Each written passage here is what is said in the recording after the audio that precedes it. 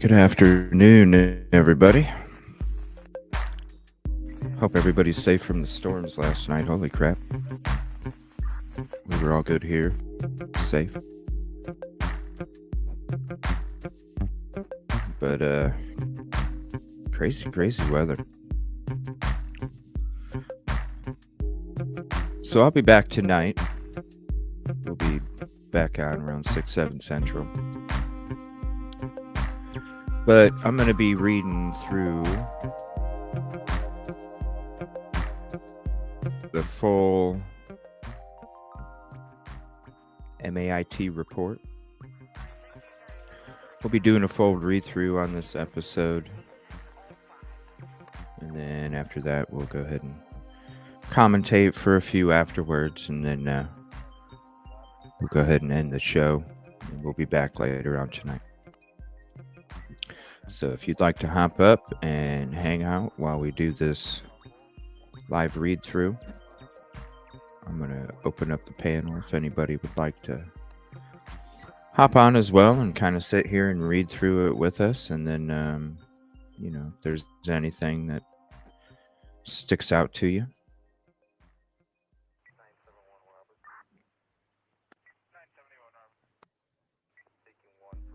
Go ahead and open that real quick.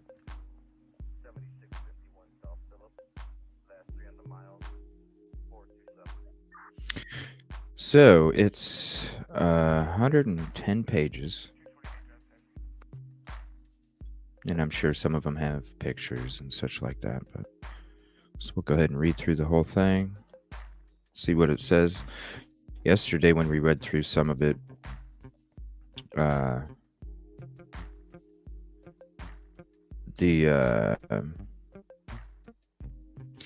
don't know, something stuck out. It was kind of weird.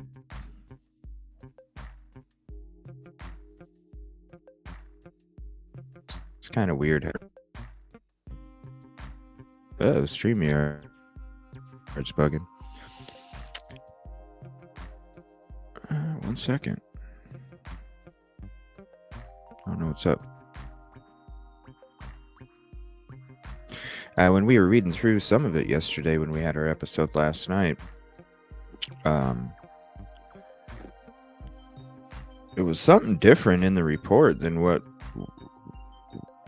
we heard from the interviews, the audio interviews. So pretty interesting how things changed. So we'll go ahead and get into that in a second. I'm going to add Kib Kitty and Kevin. If anybody else would like to hop up, you're more than welcome. Good evening, or evening. Good afternoon. Evening. Hi, how are you? Yeah. Doing good. Just ready to read through this. Kind of crazy how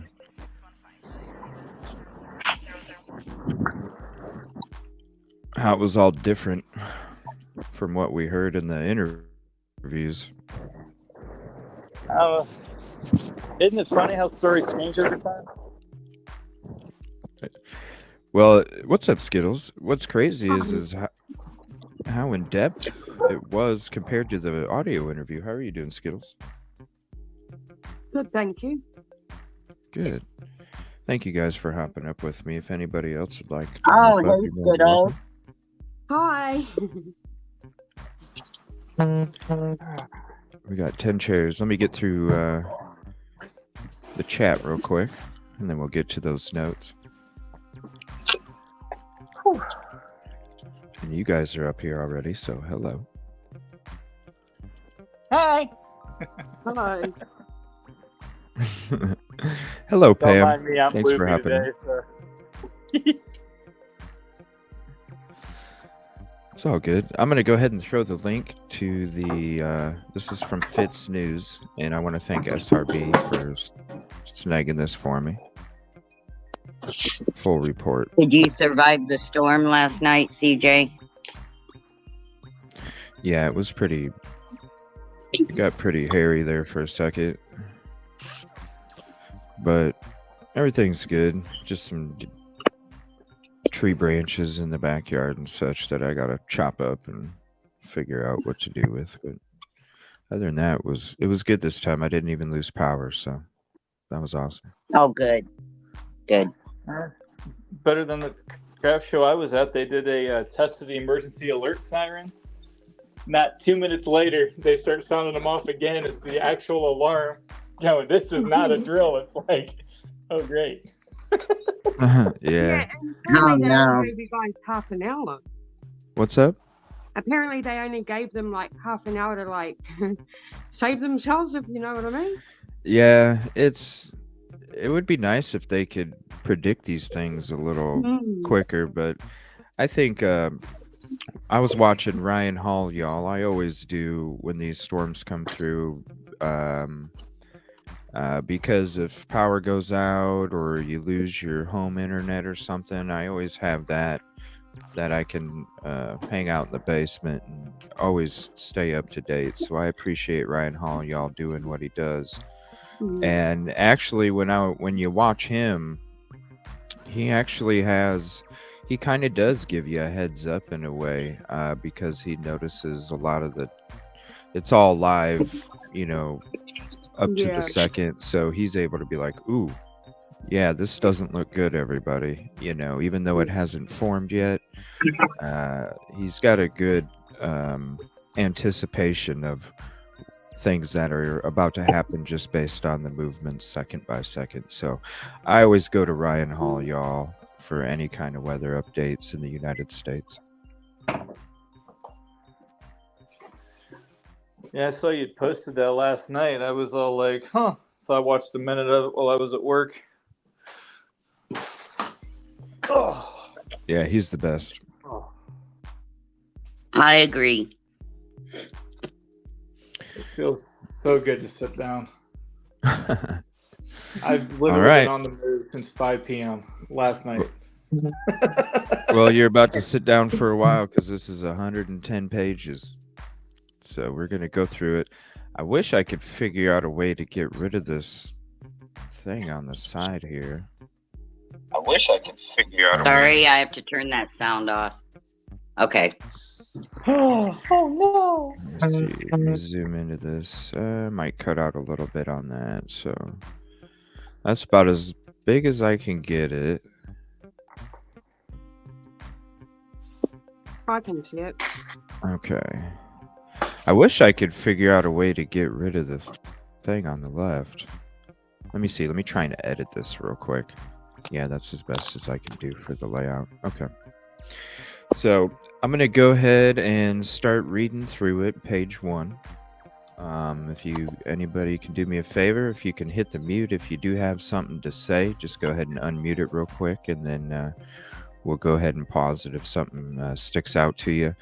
But just for respect to anybody that's watching or is going to watch on replay and wants to kind of really get into all these notes, if you could do me a favor, just hit the mute, and then if you have something to say, we'll go ahead and commentate if you notice something, because, like I said, when we went through our show last night, just that one page, the difference in what we heard from the audio interviews compared to what was reported was crazy different. And there was really only the ending part of that statement that actually matched the audio interview. So I'm really interested to see what these notes have to say.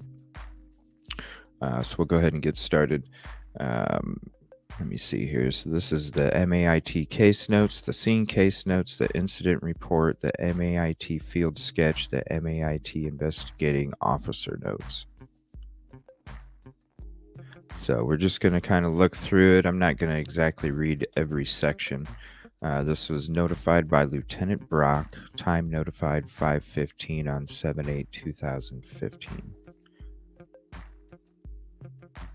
So Corporal Duncan took the photos, secured the photos, the video, evidence collected by Booker, evidence collected by Duncan. Booker collected the cell phone. Duncan collected the clothes and the sled evidence. Good evening, Allison.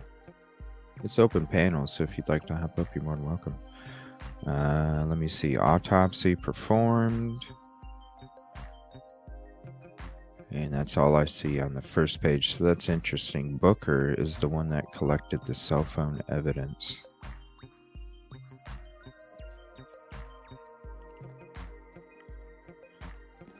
Okay, so team members on scene, Booker, Duncan, and Conley. We've all had their interviews on Deep Dive number 3 and Theories and Interviews episode. There was a field sketch by Conley. The mapping, let's see, of the scene, station Conley, architect Booker, videographer Booker, photos taken by MAIT of scene Booker, evidence collected Booker and Duncan. So Booker's just collected the cell phone. So this is the incident report. 1 a.m. And it's weird because it has Sunday and Wednesday as the day of the week, but really it was a Wednesday.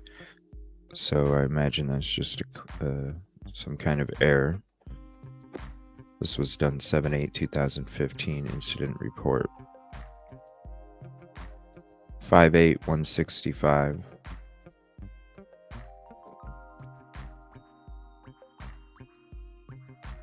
Unknown subject of driver or pedestrian. Intoxicated, nothing checked. DO record requested, yes, checked. Occupation student.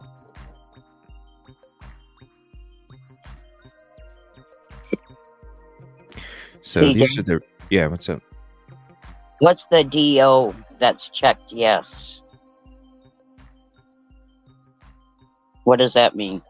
DO. You said it that? was checked. Yes. DL records requested? Oh, DL. Right. Okay, never mind.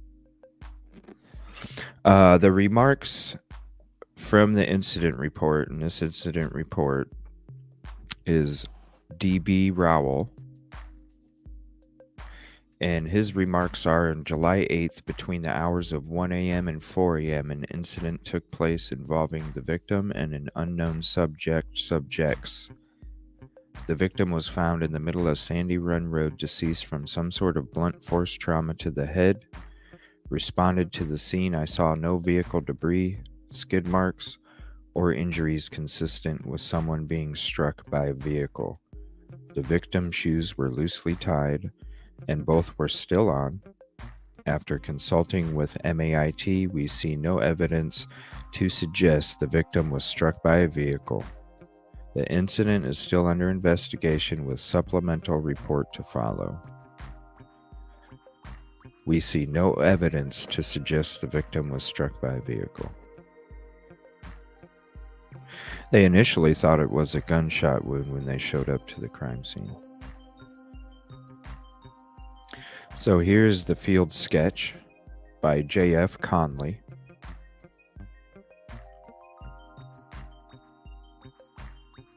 So they painted the box right here.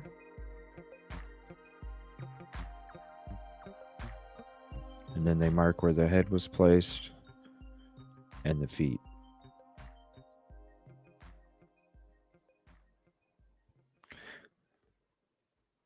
And these are notes by Investigator Booker. Notified by Lieutenant Brock of the incident at 5:15 on 7/8, I notified Corporal Duncan, on-call supervisor, to contact on-scene supervisor. At 600 hours, Corporal Duncan called me to advise that he was told it appeared to be a homicide and SLED was taking it over. I was advised there was a possible gunshot wound to the victim's head. Corporal Duncan then discontinued his trip to the scene. I then advised Lieutenant Brock of the updated status of the incident. At 18:14 hours, I was notified by Lieutenant Brock that the victim did not have a gunshot wound according to the autopsy. Notes continued. 7/8 from Booker.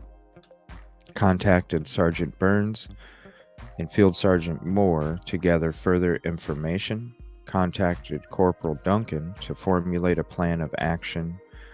Flyer was made and I can't make out that word, disseminated. On 7/9/0900 hours, met with Sergeant Moore, Corporal Duncan, Corporal Rowell, and Brittany Burke SLED at People's Roden Funeral Home to examine the body. Attempted to make contact with the 911 caller at his residence. He was not home. Traveled to the scene and documented. Met with Hampton County SO to gather any of their information and the victim's phone.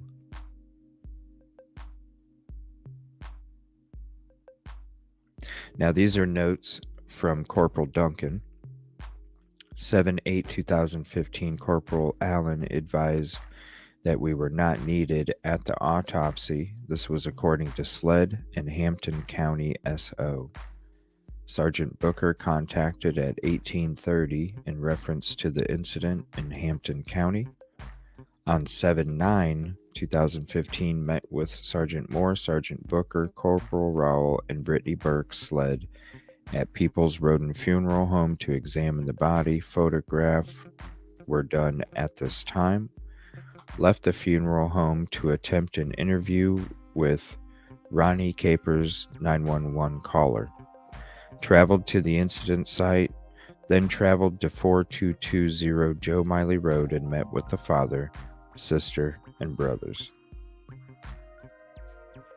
Corporal Duncan continues on 7/8/2015, notified at 5:18 by Sergeant Booker in reference to an incident in Hampton County on Sandy Run Road. Contacted Corporal Allen, on-scene supervisor. In reference to this incident, states a white male was found in the roadway on Sandy Run Road. The only injuries to the victim were around the head area. Corporal Duncan called back and advised me that it appeared to be a homicide and SLED had been called. States it appeared to be a possible gunshot wound to the victim's head, and at this point I contacted Sergeant Booker and advised him of the circumstance. Corporal Duncan continues on 7/9/2015, according to the family, Stephen would have never been walking in the middle of the roadway, states he was very skittish. On 7/10, clothes and iPhone sent to SLED. On 7/13, audio interview conducted with 911 caller Ronnie Capers. Mr. Capers states he never stopped, just saw someone lying in the road. States he thought it was an animal at first, but when he got closer, he saw it was a white guy laying in the road. 7/14/2015, traveled to Hampton County SO impound lot to photograph Stephen's car. Gas cap was unscrewed and hanging outside of the gas cap door. 7/14/2015, contacted Mark Burkhart by phone. Mr. Burkhart was in a relationship with Stephen Smith. 7/14/2015, traveled to Mr. Burkhart's residence and conducted an audio interview. States him and Stephen were in a relationship. States he had talked with Stephen by phone and text on the morning of the incident. States he believed foul play was involved. After leaving Mr. Burkhart's residence, he called me at approximately 14:12 hours, states he is not sure about the timelines, and just rambled in conversation. That's very interesting right there. Yeah, that makes Yep. me kind of think. Right? He just called real quick to say he wasn't sure about the timelines and then just kept rambling. Yeah. Like, Weird. was he trying to fish for information? That's a good trick Thanks. to use. Yeah. The more you volunteer, the more they think they're not going to look at them. You know what I mean? Yeah, and it makes me think he's like, hey, I'm just calling you real quick. He didn't really have anything else to add to it, right? So, hey, Yeah. I'm just Right. going to call you real quick just to say, hey, I'm sorry about maybe the timelines ain't cool, but and then just keep rambling, and maybe he was just waiting to see if They would Ellie was volunteer. willing, Give them the yeah, information. volunteer any information, or maybe ask him a question so he kind of knows where they're going with it. Right. That's interesting. That's on page 11 of this report. I'll go ahead and put the link to the report in chat again if you'd like to have it. That was on page 11. Page 12. 7/14. This is still Corporal Duncan. 7/14/2015. Contacted Corporal Rowell about asking the family for Stephen's iPad and laptop. Mr. Burkhart called again at 16:37 hours and left a message on 7/15/2000. Oh, go ahead. No, I said what? Why I mean, is he calling seriously? so much? Yeah, he's. Listen to this. 7/15/2015. Mr. Burkhart called 3 times. 0034 hours, 0034 hours, and 0035 hours. Subject left a voice message. 7/15/2015. Mr. Burkhart called twice while I was in a meeting. Call times 10:49 hours and 10:51 hours. Subject left voice message. 7/15/2015. Traveled to Troop 7 HQ and met with Lieutenant Taylor and Sergeant Moore. Briefed them on the incident. Sergeant Moore transferred the iPad and computer to me. Continued from Corporal Duncan. Contacted Corporal Rowell to make arrangements to interview Stephen's twin sister, Stephanie Smith. And then on 7/17/2015, traveled to Hampton County and interviewed Stephanie Smith at the DMV office. States Stephen became very secretive about 2 weeks prior to incident. She did not know anyone who had a problem with Stephen. States Stephen had class at Orangeburg Tech on the 7th of July. Also says he didn't talk about his boyfriend a lot. Returned computer. On 7/17, iPad taken to Charleston SO by Corporal Proctor. 7/17, spoke with and interviewed Stephen's mother.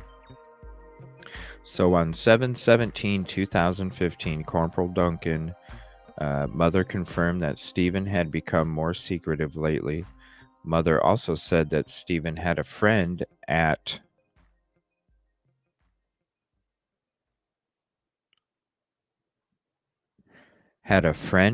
something with a B.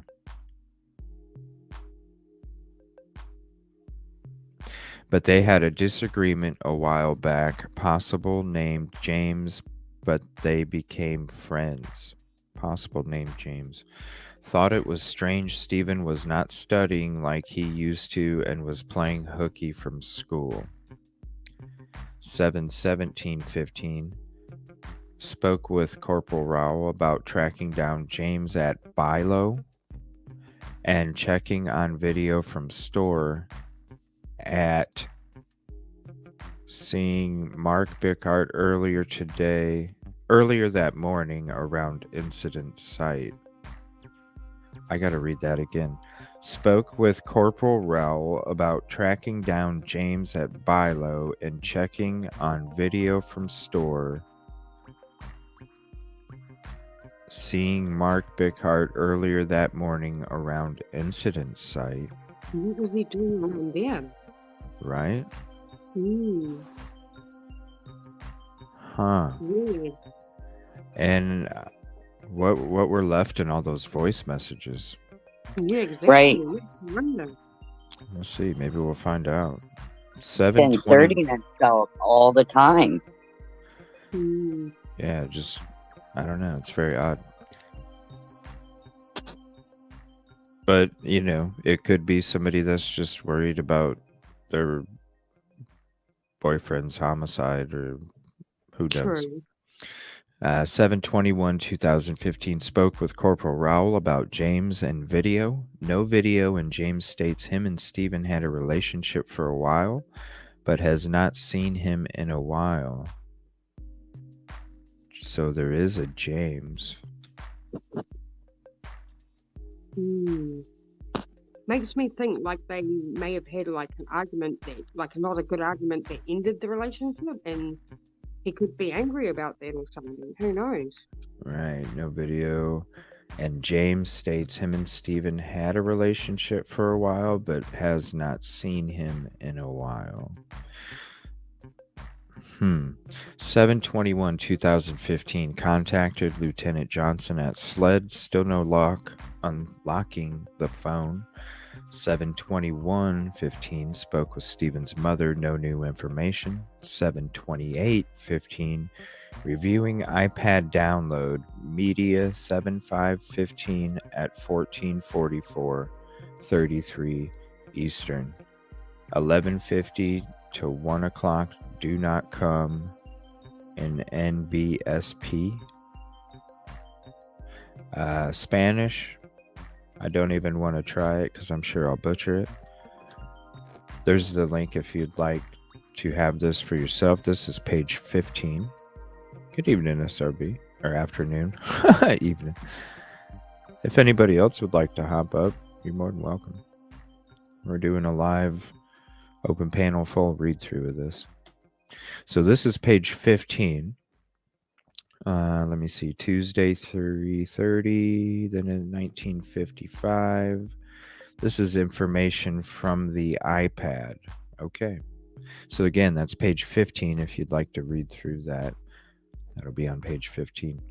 Corporal Duncan on 8/3/2015 contacted Lieutenant Johnson with SLED, made arrangements to pick up the iPhone on Tuesday. 8/3/15 contacted Sandy Smith in reference to assisting with unlocking the phone. Sandy Smith states she was the secondary fingerprint for the phone, states she can meet with me on Tuesday in Orangeburg. 8/4/2015 picked up iPhone from SLED, no chain of custody with the phone. Met with Sandy Smith and Stephanie Smith in Orangeburg, unable to lock the phone. So isn't that weird right there? Yeah, he may have changed the fingerprint or something, and Who knows? Who knows? Because when you're looking at this report here, Corporal Duncan states that contacted Sandy Smith in reference to assisting with unlocking the phone, and the mother states that she was the secondary fingerprint for the phone. And then on the same day, or the next day, 8/4, he picked up the phone from SLED and notes that there was no chain of custody with the phone. So that means anybody could have had that phone and done something to it, and it makes you think that something like that did take place because the same day when he met with the mother, she was unable to lock the phone. Yeah, true.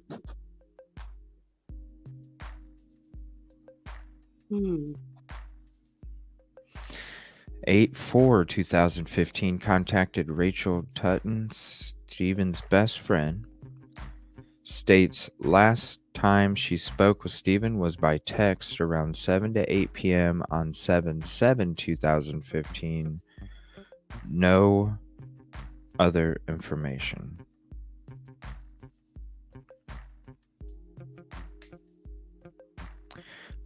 Corporal Duncan states on 8/5/2015, Conley met with me around 8:30 to transfer the iPad to me. Then, same day, returned iPad to Stephanie Smith. 8/6/2015, Stephanie contacted me by phone. States had some information that she needed to give me. Asked Stephanie if she would email me the information about what we talked about over the phone. Received an email with the information.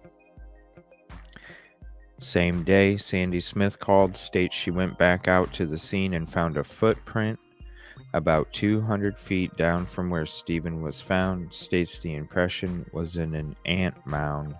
Also says another print was not visible because of rain. On 8/7/2015, contacted Angela Carroll in reference to Stephen Smith's death. Information from Stephanie Smith states a boy named Brendan asked if Stephen and Buster Murdaugh ever had any type of relationship. This is in the Theories and Interviews episode that we did, where you can hear these actual audio interviews of Brandon and everybody talking. That was Corporal Duncan on that as well, and I want to thank Eric Allen for the awesome videos that he produced on this case.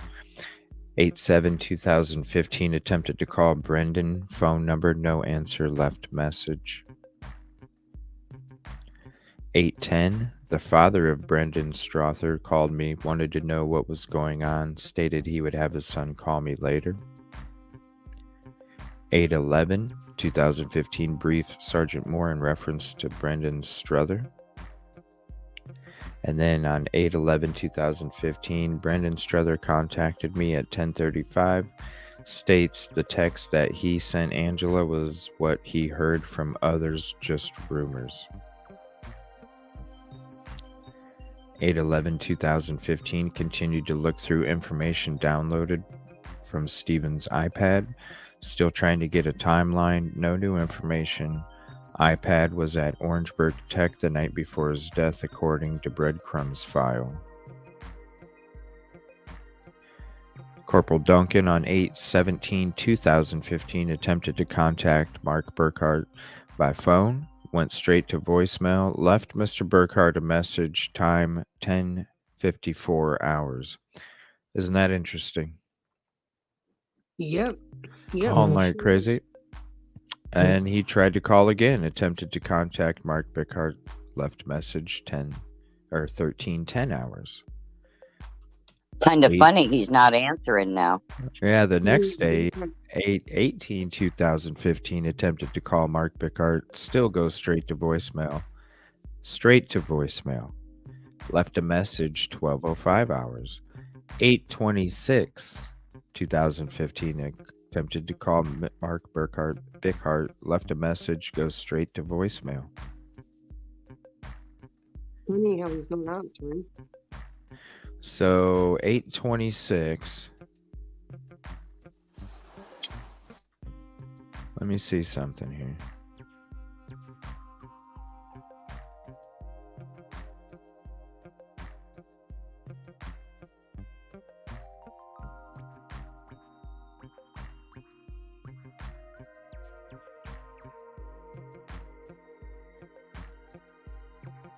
I'm just trying to see the last time he was spam calling.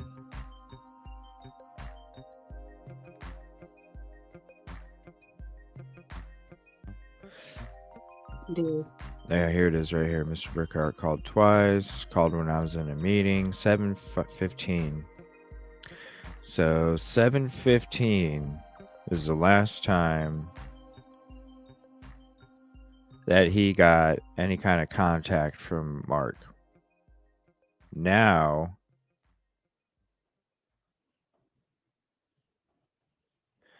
we're at 8/26.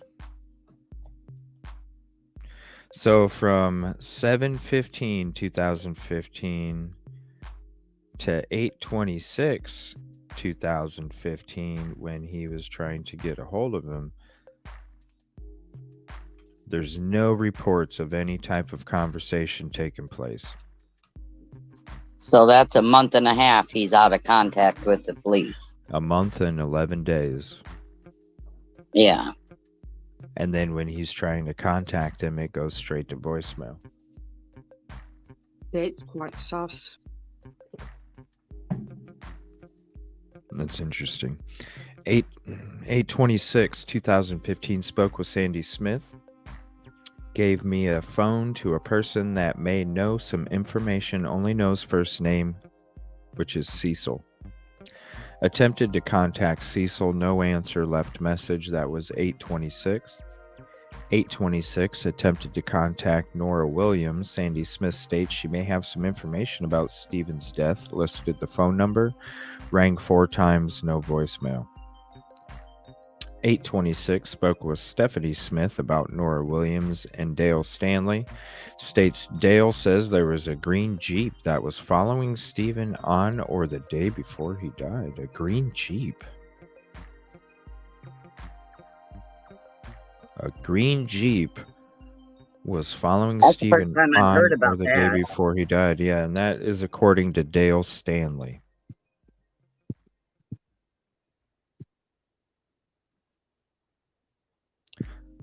And that's what Dale Stanley told Stephanie. Yeah, I've never heard of a green Jeep before. 11/17/2015, Sandy Smith called me at 12:23, wanted to know if any of the interviews done have led to any new information. The next day, 11/18, Sandy Smith called and said she had heard on the radio that an arrest had been or will be made in reference to her son's death. The day after, 11/19, had Corporal Proctor contact the radio station in reference to an arrest, asked him to find out if any of this was true and maybe who called saying it. You know what that makes me wonder? What's that? Because there was reports of Paul saying that, now it's just speculation, but there's reports about how Paul was claiming Buster's involvement to school officials. And I'm wondering if maybe that is in reference to that as well. I'm going to have to take a look at the date. This is 11/19/2015. So let me see, 11. So either the 17th or the 18th of November 2015 is when she heard this information on the radio. I would assume it would be the evening of the 17th or the morning of the 18th is when it took place. And I'm wondering if, because the part of the speculation was that Paul was immediately transferred to a private school. So I'm wondering what the date was of when he was transferred. 12/7/2015, Corporal Duncan received an email in reference to an anonymous tip. States Dontario Aiken, along with another black male and a white male, quote, Murdaugh, are the ones involved in death. This tip is referring to Stephen Smith. So an anonymous tip states Dontario Aiken, along with another black male and white male, quote, Murdaugh, are the ones involved. 12/7, something was said on the radio in the middle of November. Okay. Yeah, I'd like to find out when, if there was a transfer to a private school and the date that took place. So we're on page 24 right now, and I'll put the link to this up in chat. I know he did transfer, but I don't remember the date. Yeah, we'll find out. Glad you're doing safe, SRB.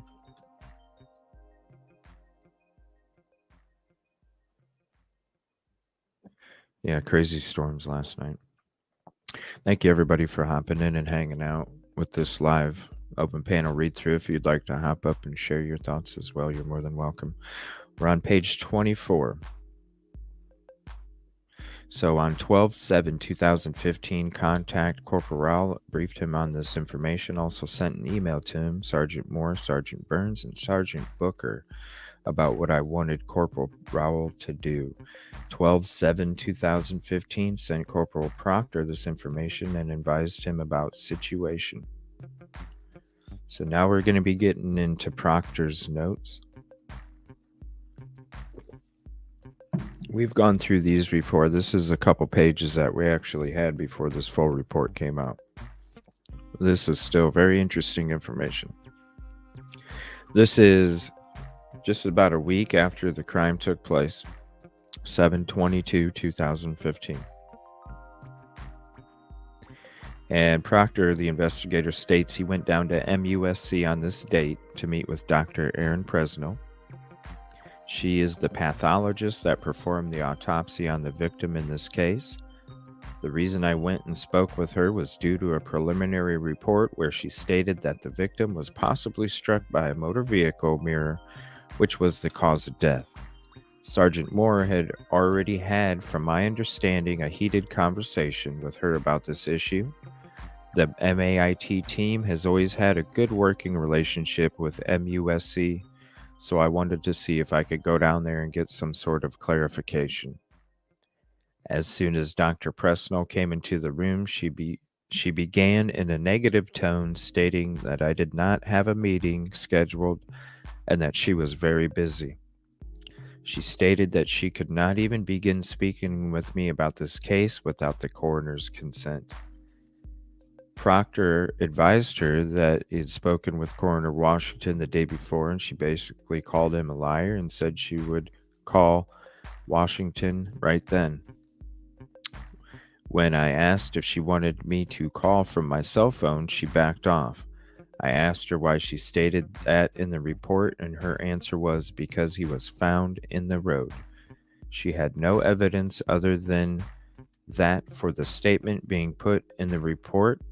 She asked why we did not think it was a vehicle strike, and I explained to her that we had no evidence of this individual being struck by a vehicle. I asked her if someone with a baseball bat could do that, and she stated no. When I probed further, saying, "What about someone in a moving car with a bat?" she stated, "Well, I guess it's possible." She then asked if we found a bat as evidence. I could see that this conversation was not going to yield any positive results. As I was leaving, she stated that the report was preliminary and it was my job to figure out what it was that struck him, not hers. Proctor continues on 8/18/2015. I spoke with Coroner Washington today in reference to the final autopsy report issued from MUSC. He faxed me a copy of the report and told me that he does not agree with the pathologist stating that the victim was struck by a motor vehicle. We discussed the fact that the report states the cause of death as a blunt head trauma, motor vehicle crash, pedestrian versus vehicle. Then the manner of death was undetermined. I would think that the blunt force head trauma would be the cause of death and the motor vehicle crash would be the manner the trauma was delivered to cause of the death. The pathologist also states in the report that in light of historical information along with the autopsy, these conclusions were made. To what historical information she possessed, I am unaware. I attempted to speak with Dr. Presnell at an earlier date to go over the information that had been discovered throughout the investigation, and that was ill received. The coroner did tell me that the deputy coroner that had gone down to MUSC the morning of the autopsy and spoke with the pathologist since she has been fired from his office.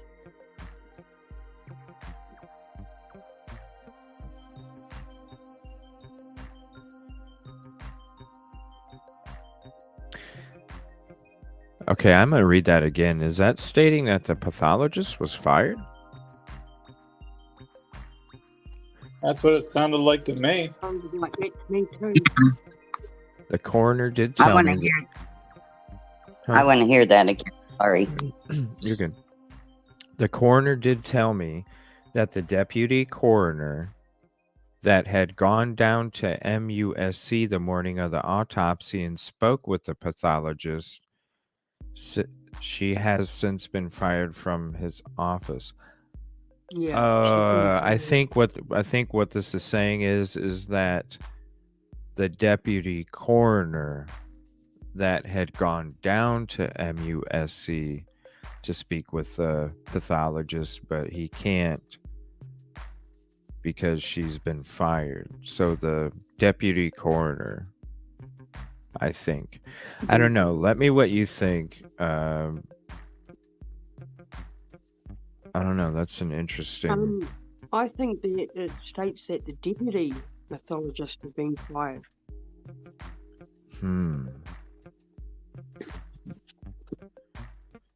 What do you guys think, Kib, Kitty, and Kevin?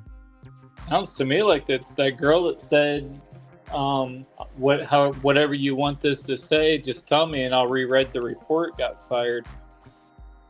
But Well, that's the way it sounds to me too. I sincerely hope that's what it means. This is what's interesting is when we were going through the pathologist and the coroner and in that episode, she was still a member of the MUSC. That's why we were all afraid that she was going to end up doing the autopsy again when it came out that they were going to do another autopsy, and we heard that it was going to be performed at MUSC. So when we did that episode, she was still a member of MUSC, so I'm thinking it's the deputy coroner Green. Yeah, I'm thinking the same. I think it's just worded odd. But I think it's the deputy coroner Green is the one who was fired from the office. But I don't know. We'll have to read through that. That's on page 26. So we'll have to go through that and kind of really figure that out because it is kind of confusing. So I spoke with the deputy coroner Green and Agent Burke with SLED as both of them were present at the time of the autopsy. Both stated that they made no reference to the pathologist about the victim being struck by a vehicle, only that he was found in the road. So neither one of them stated that they felt the victim had been struck by a vehicle. The coroner stated that he had made contact with the pathologist, Dr. Erin Presnell, and she stated that she would be willing to change her report to read however he wanted it. So that was page 26. That's an interesting page right there. Especially with Presnell stating that she would be willing to change her report to however he wanted it.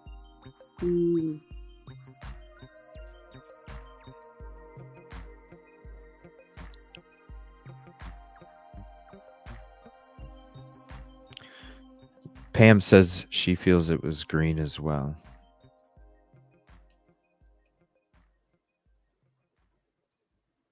What do you think, SRB? The deputy coroner?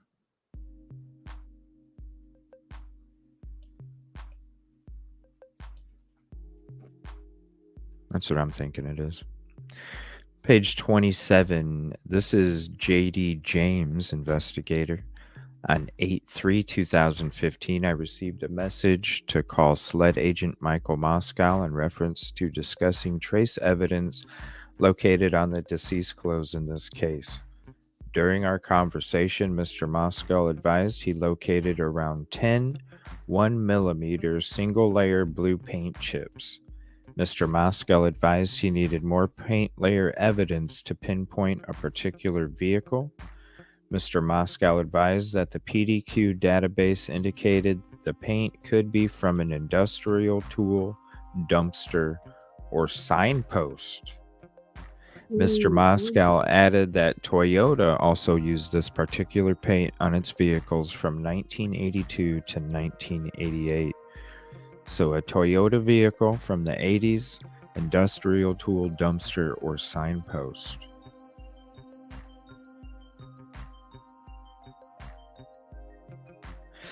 Huh. Depending on the type of industrial tool, that might explain the head injury.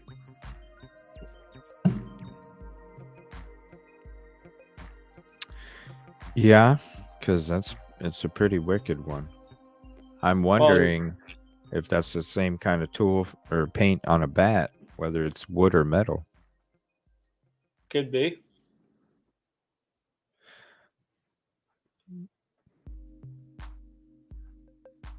It is interesting. Industrial tool dumpster signpost or a Toyota vehicle. 1982 to 1988.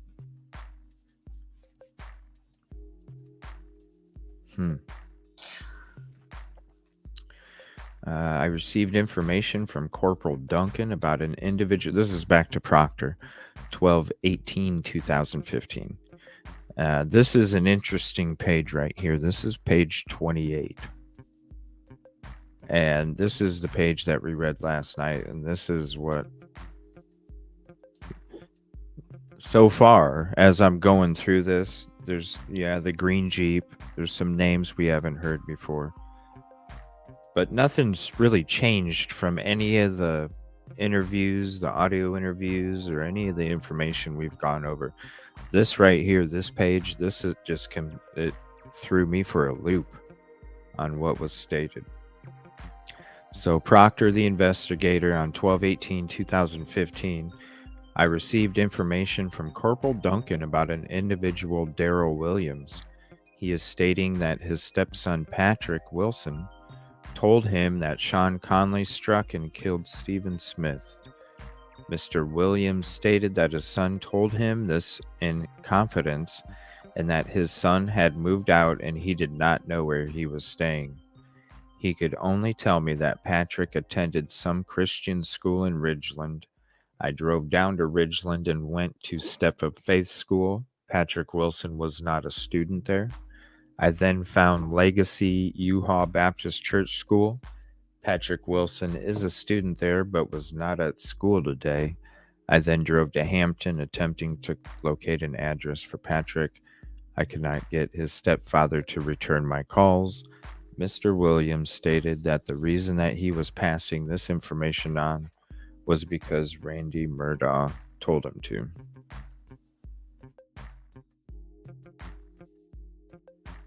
That's just fishy.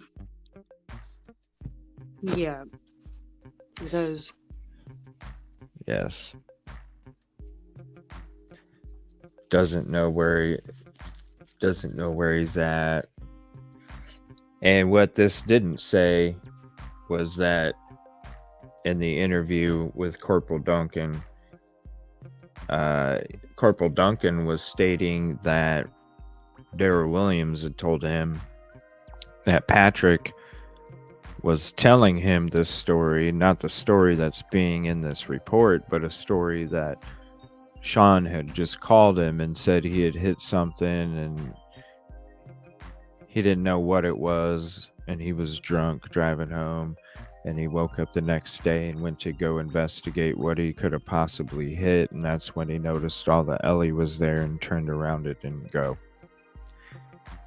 While Patrick was telling him this story, then was done, walked out to the front, through the front door and puked. So all of a sudden now he doesn't know where he's living, where his whereabouts, doesn't know how to get a hold of him. And now Mr. Daryl Williams is not returning the calls. But why would he state that Randy Murdaugh told him to call? At least he said that. Because we might not have ever known that Randy Murdaugh told him to call, unless he would have let Ellie know that information. Paint chips were found on the t-shirt. Now there's some difference of opinions now, or facts when it comes to the t-shirt. There's two different t-shirts being thrown out there, but we can get into that at another episode. It's very interesting though. T-shirt. 10 1mm size chips that came from an industrial tool dumpster, a sign, or a Toyota vehicle from 1982 to 1988. Corporal Duncan, this is from J.D. James on 6/13/2016. Corporal Hoffman and I went to blank in an attempt to interview Dontario Aiken. There was a Hyundai Genesis parked in the front yard, and within minutes of being at the subject's house, his family began arriving.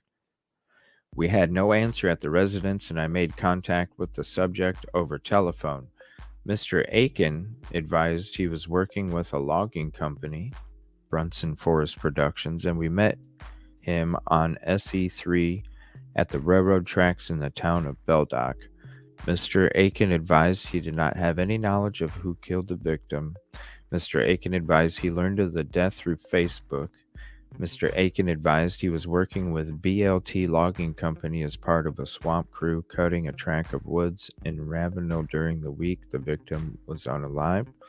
Mr. Aiken advised his logging company, BLT Logging, gave all employees their own private room in a hotel on US 17 in West Ashley between a Waffle House and a Speedway, and was rented by T.J. Thomas Pennington. He added that he came home on the weekends and stayed in a hotel all week.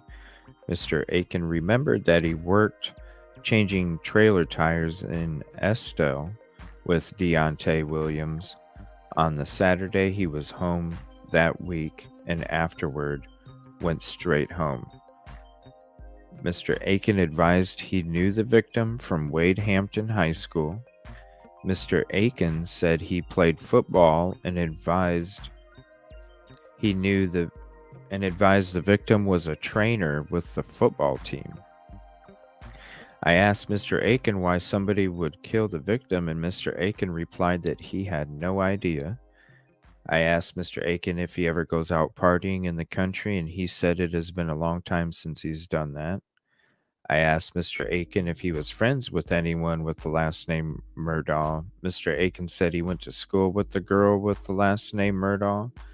I asked him if he knew any boy with the last name Murdaugh, and he said he knew one that graduated with the victim. Mr. Aiken says he was not friends with any Murdaugh subjects on Facebook, but later tried to look on his phone to see. There was no cell signal to check. I later looked on Facebook and saw the subject is friends on Facebook with Buster Murdaugh. Mr. Aiken stated he never hung out with him or went to any parties hosted by any Murdaugh subjects. I asked Mr. Aiken what rumors he has heard around town about the victim's death, and he advised he has only heard he was hit by a car. Mr. Aiken portrayed himself as a hard worker who, when not working, sleeps and visits his girlfriend. At the end of the interview, I turned off my audio recorder. A follow-up question was asked, and I pushed record button on the audio recorder. The second recording was edited in at the end of my original interview.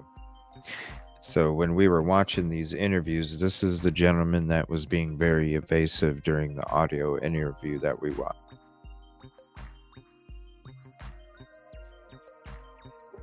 Sounds like he said a lot more in this report, but really, his whereabouts, what he did during the week, the weekends. Yeah, and how he said he wasn't friends with that person, and then the police looked up on Facebook and he was friends with that person. Right. Yeah, so that seems about... Why would you lie about that? Right. And then when asked if you knew any Murdaughs, your first response was that you knew of a female Murdaugh. You're going to tell me that you live in that small community, you're friends with somebody on Facebook, and you don't know? Exactly. Especially with how powerful that name was. You don't Exactly. know. And you just heard he was hit by a car. In a small town. I grew up in a small town when I was young. 1,500 people. Everybody knew everything going on.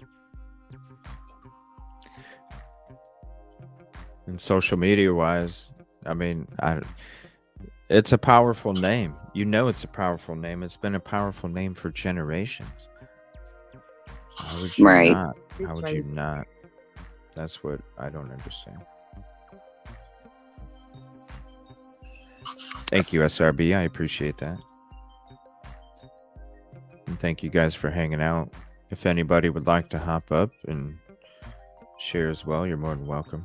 Doing a live open panel full read through of the report.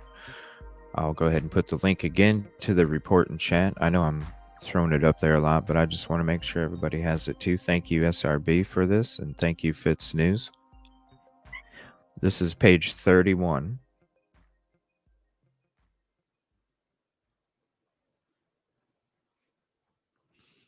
So 10-year driving record. This is basically the driving record. Nothing really much. Renewals and address changes.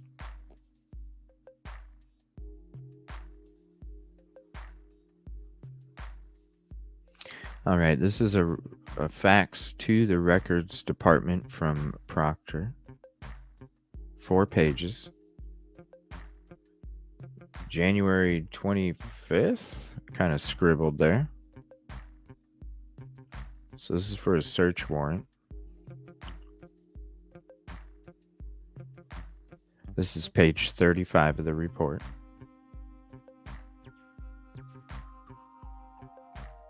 So they're to be searched, Cellco Partnership, Verizon Wireless, Custodian of Records, 2 locations. Washington Valley Road, or 1 location, Washington Valley Road in Bedminster, New Jersey. Description of property sought. The target phone is to be identified as having the number of blank, as is further known as target phone. Any and all incoming and outgoing historical call data to include cell sites, text messages, content, identify cell site information, subscriber and phone toll information to include but not limited to target number, main number, account status, etc., etc. So it was January 25th. Was signed by the judge. Property sought. That's page 36.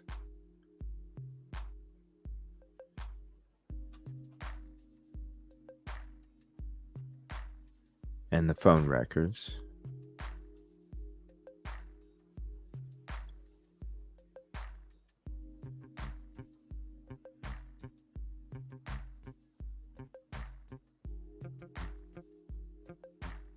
So this is a flyer post that was put out with Crime Stoppers. South Carolina Highway Patrol seeking information about a fatal hit-and-run collision in which a pedestrian was struck and killed Wednesday, July 8th, 2015, between the hours of 1 and 4 a.m. Sandy Run Road near Joe Miley Road in Hampton County. At this time, the vehicle make and model are unknown. And then 1-888-CRIME-SC or sccrimestoppers.com for any tips.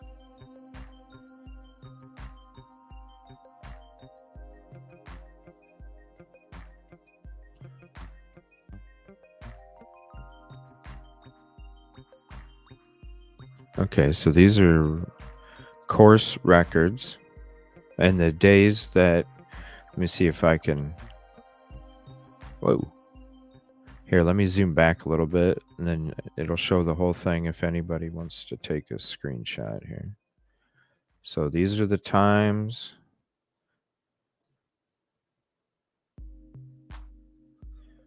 So here's the top. Might have to take 2.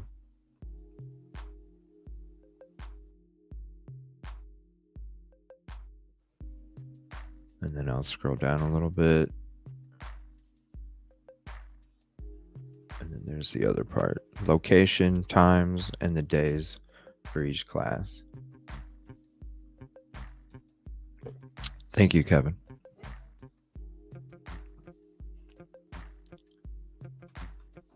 Calculations, page 43. Miscellaneous. Hampton County property receipt statement, Hampton County dispatch records, Hampton County 911 incident report from Hampton PD, chain of custody, autopsy report, and social media.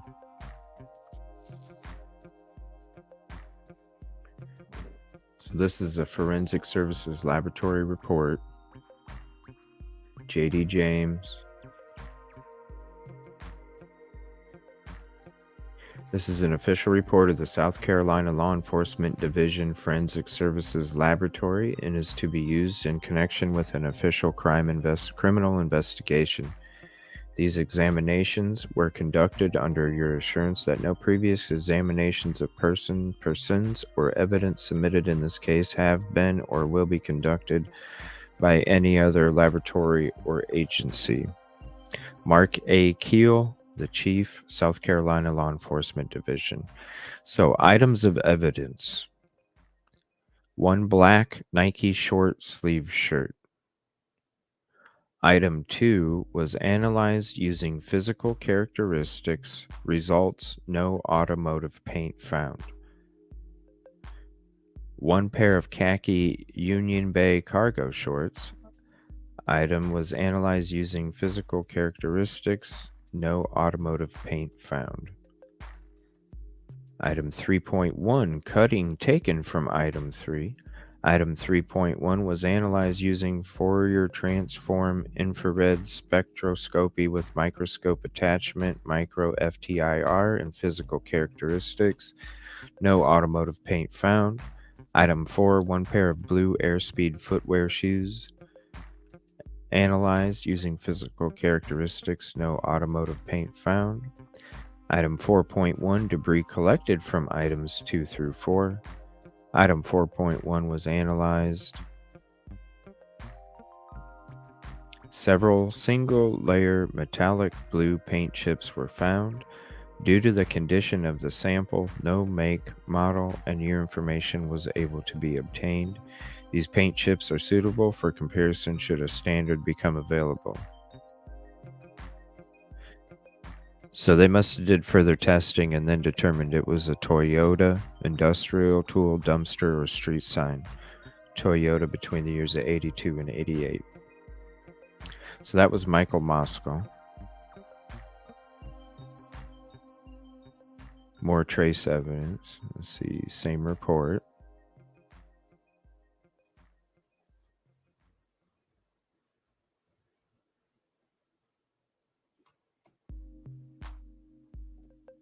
Crime scene investigation summary. Reporting Agent James B. Talon III from the Hampton County Sheriff's Office on September 2nd, 2015. On July 8th, 2015, at approximately 6:12 in the morning, sled crime scene was requested by Chief Billy Jarrell with the Hampton County Sheriff's Office, HCSO, to assist in the investigation of a possible homicide in Hampton County. S.A. James B. Talon III and S.A. Brittany Burke responded to the scene. Chief Jarrell, Investigator Perry Singleton, and several other personnel from HCSO were on scene. Coroner Ernie J. Washington and Deputy Coroner Kelly Green were also on the scene from Hampton County Coroner's Office, HCCO. Good evening, ATS. Thank you for hopping in. Chief Jarrell provided the following information. The victim was located deceased in the middle of the roadway. Originally, HCSO had notified the South Carolina Highway Patrol in reference to this being a possible hit and run. After further investigation, it was believed that the victim had been shot in the head. Scene summary. The initial scene consisted of the roadway at 6199 Sandy Run Road, Hampton SC 29924.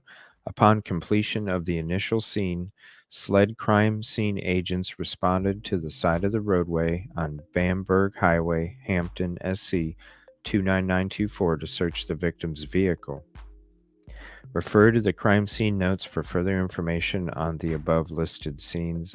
S.A. Talon and S.A. Burke attended the victim's autopsy at the MUSC on July 8, 2015. Refer to the autopsy documents for further information. During the crime scene investigation, photographs were taken by SLED crime scene agents. A copy of the crime scene photographs were mailed to investigator Perry Singleton and coroner Ernie Washington. Additional copies are available upon request. Evidence was submitted by SLED crime scene agents to the SLED Forensic Services Laboratory. Refer to the submission documentation for further information. Attachments, CS notes, CS sketch, chain of custody, submission documentation, James B. Talon III, forensic scientist.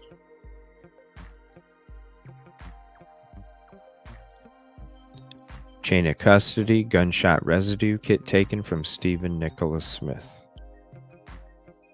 September 2nd, 2015. Duncan, Burke, Talon. All signatures.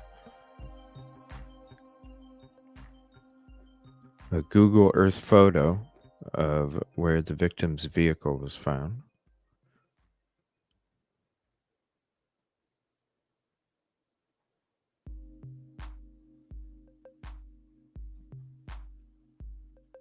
This is page 54, and I'll put the link to the report in chat again.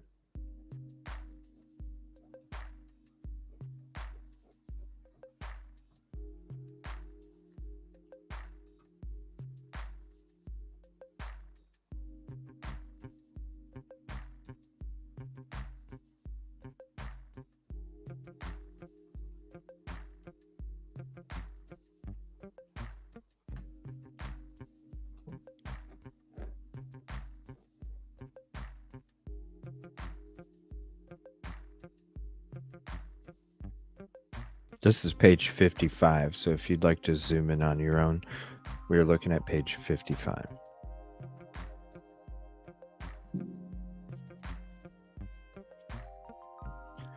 No drugs suspected.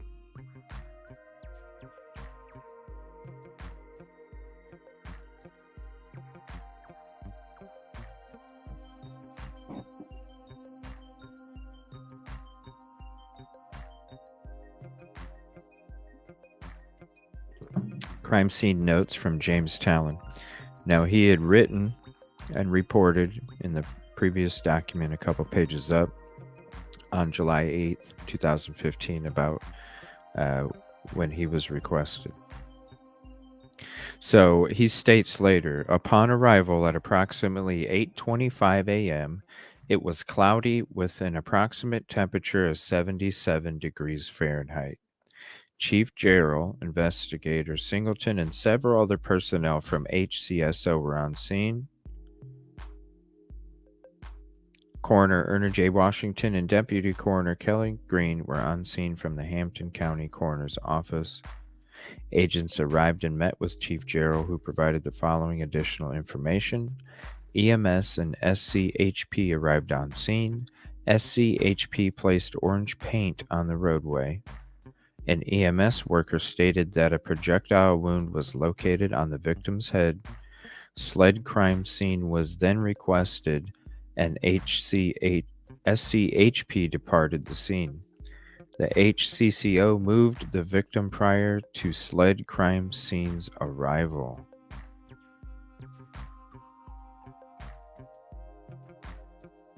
Huh.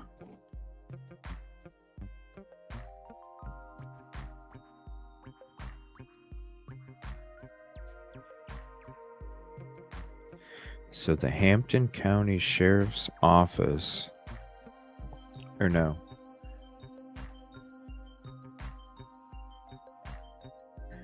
the Hampton County Coroner's Office. So Ernie Washington and Kelly Green. So Ernie Washington and Kelly Green moved the victim prior to SLED crime scene's arrival. The scene was documented documented with digital photography by S.A. Burke and S.A. Talon. S.A. Talon documented the scene with notes and a sketch with measurements. Upon entering the scene, agents observed that the scene was secured by HCSO personnel and yellow barrier tape. The victim was covered with a sheet. After photographing the area, the sheet was removed. Injuries were noted on the victim's left arm, left hand, and head. A hole in the skull was located above the victim's right eye. It was still unclear at this time if the hole was caused by a projectile. The victim's right arm was covered in blood, and agents were unable to see any injuries. Agents searched the area for cartridge cases. The search yielded negative results. The victim's hands were bagged. The coroner searched through the victim's clothing. The coroner located a vehicle key in the victim's front left pocket. The key was turned over to HCSO personnel. No other evidence was located on the scene. Crime scene review. Prior to leaving the scene, agents discussed their findings and completed a walkthrough with Investigator Perry Singleton and Chief Billy Jarrell. Crime scene agents released the scene to HCSO personnel and cleared the scene at approximately 9:18 a.m. Crime scene agents then responded approximately 3 miles to the victim's vehicle on the side of Bomberg Highway. Agents arrived at approximately 9:20 a.m. After receiving a search warrant. Agents searched the area and the vehicle. Footwear impressions were observed in the dirt near the driver's door.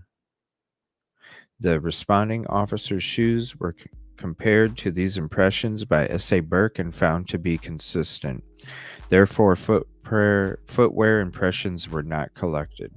The vehicle was parked off the roadway. The gas tank door was open and the gas cap was hanging on the side of the vehicle. The vehicle doors were locked. The key located in the victim's pocket was used to open the vehicle. The vehicle was in park. The battery was functional. However, the vehicle would not start. The vehicle was searched. The only item of interest located in the vehicle was the victim's wallet.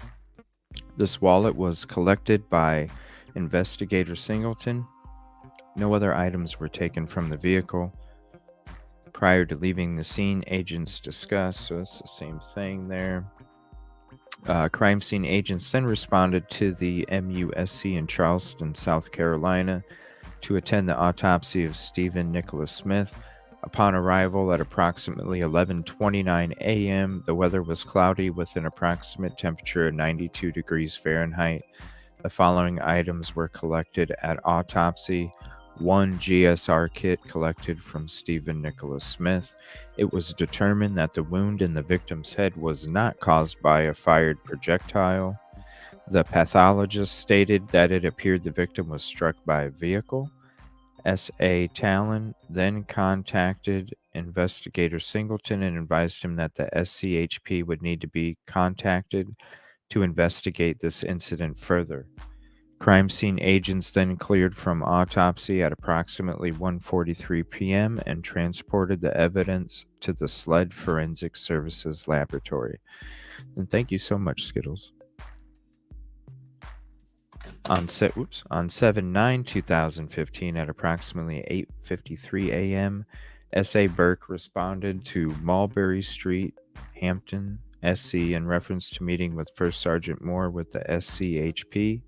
S.A. Burke met with First Sergeant Moore to provide documentation from the original scene and to transfer evidence. S.A. Burke departed the scene at approximately 10:01 a.m.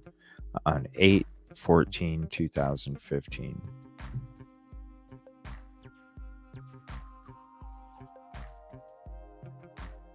So that's very interesting to learn that Ernie Washington and Kelly Green moved the victim prior to SLED's crime scene department's arrival. Yeah, that's kind of odd. They shouldn't do that. I'm not sure. I don't know, how that practice works, but I would imagine, just as a regular civilian, I would just imagine that you wouldn't move it until everybody investigating is there to Exactly. investigate. Yep.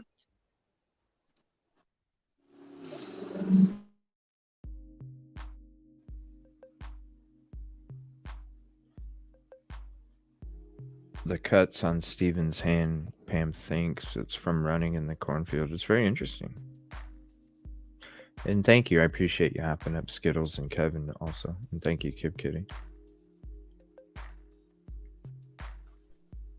You're welcome. Property receipt. 7/9/2015, J.L. Booker, one cellular phone, scratched out wallet, scratched out Rowell. Let me see. Ronnie Capers. This is a written statement. Voluntary. Not under arrest.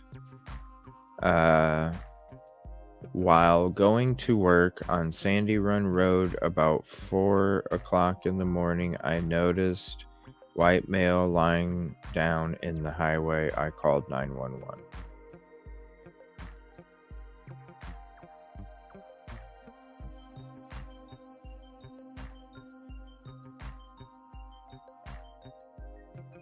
And the 911 recording release form. Just comments, man down, Sandy Run Road, Crocketville. So that was from the 911 call that we heard. So this is an email from Captain Anthony Russell to Thomas Moore. Good afternoon, sir. Enclosed is a copy of the 911 recording from the accident scene. The caller is Ronnie Capers.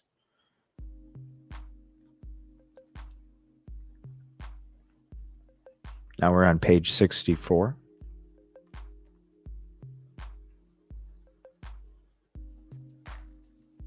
Department of Motor Vehicles.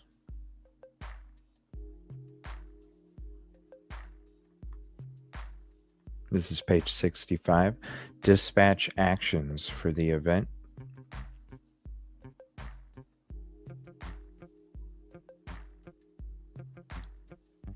I'm going to have to get some screenshots of some of these because I'd like to kind of keep some of these a quick grab. So all the dispatch notes.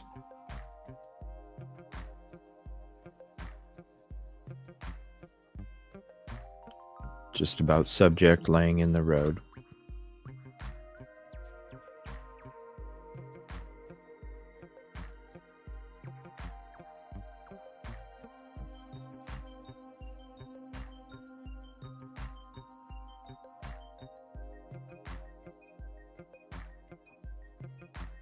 More dispatch notes.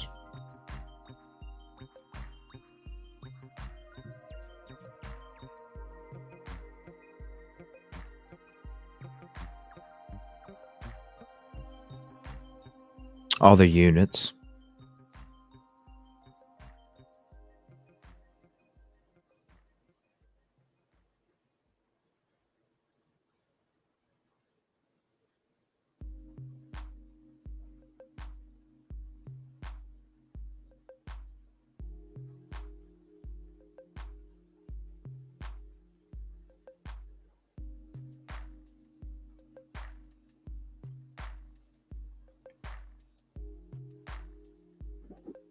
So these are all the notes from the PD, the EMS, the fire department,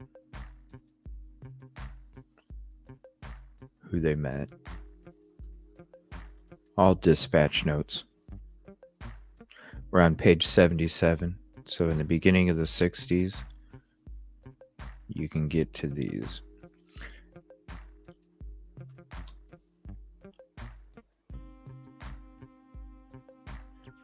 Another dispatch note from Rosa.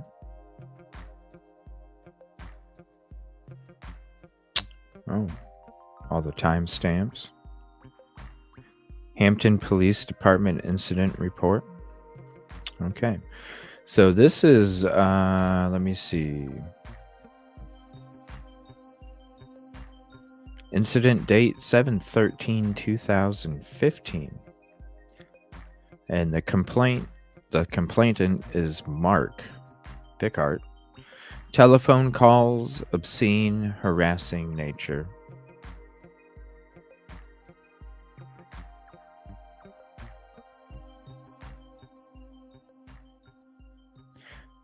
Let's see here. The suspect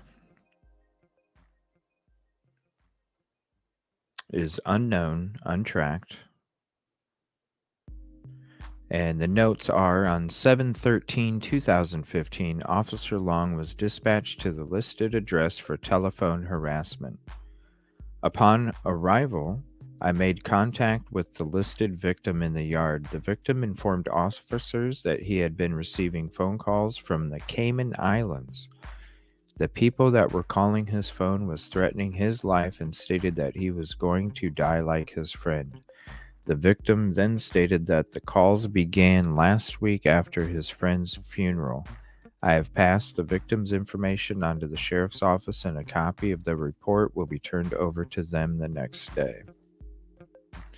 So this was on 7/13. So the last time that Mark was contacting LE was on the 15th. The previous couple days, he was calling multiple times, leaving multiple voice messages at all different hours. So I'm wondering if this report is related to those phone calls, the multiple phone calls that were made to LE the prior few days before it was the last time that they were even able to contact him. Because then on 8/26, LE tried to contact him and he was unreachable from that point on, as far as we've read in this report. Detailed statement of investigation on the listed report. The friend that the victim references to is the Stephen Smith. At this time, Captain Russell has been informed that the victim wishes to provide information in reference to the incident.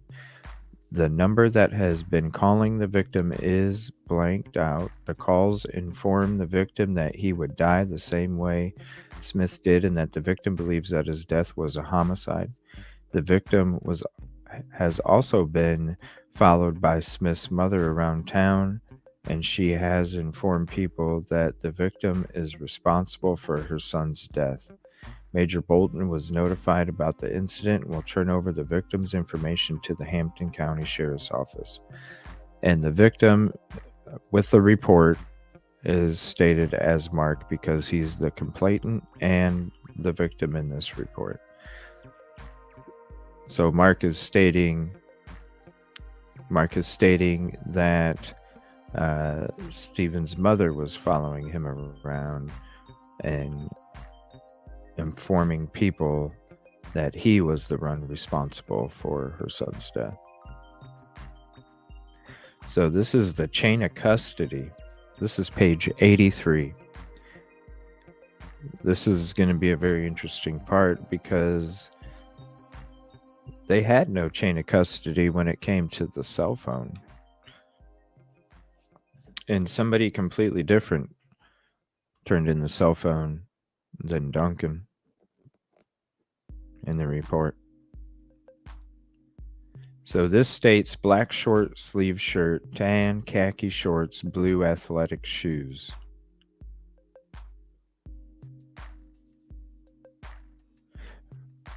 From Rowell. So here's the chain of custody of those items. There is no chain of custody for the cell phone.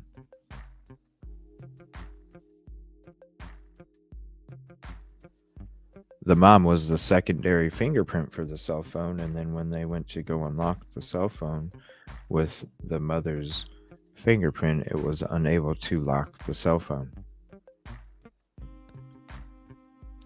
911 recording. Chain of custody. Cell phone.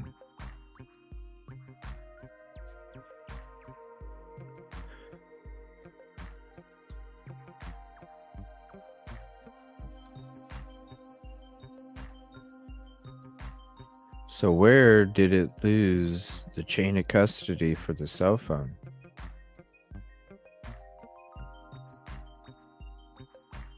It appears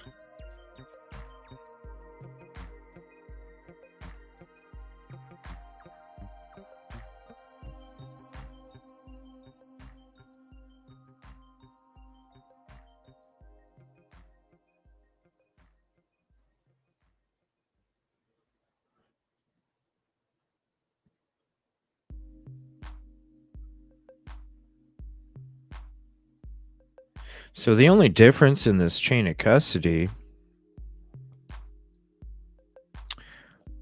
is from MBERUB.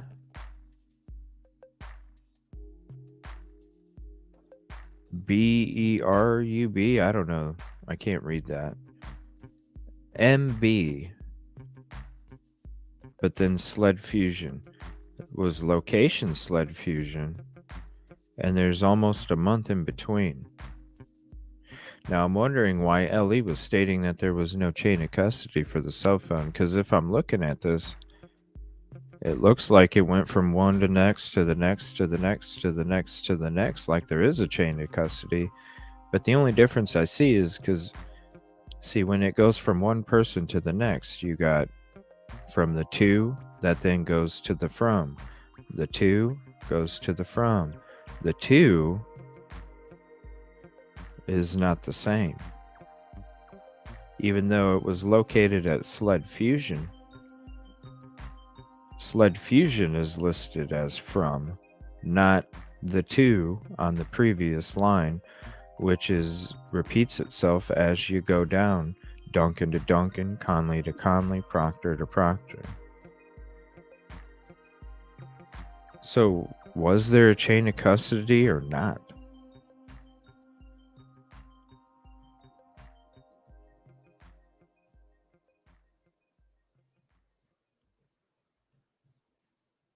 That's page 85.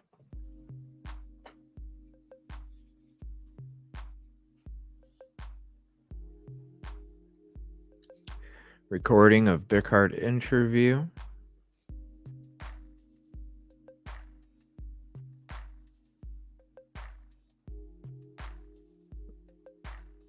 Locker 4. I mean, you go to the to the from. It's all the same except for that one line up there that's slightly different. An iPad.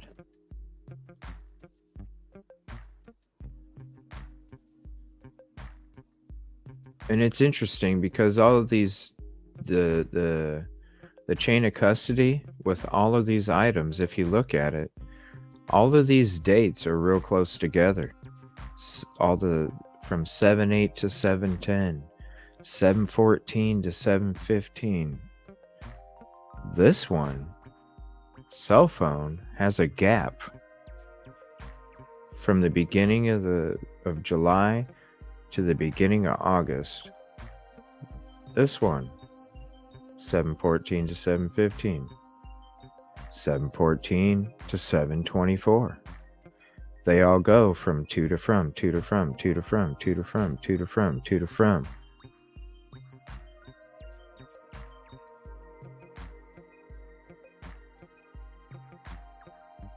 To to from, to to from, to to from.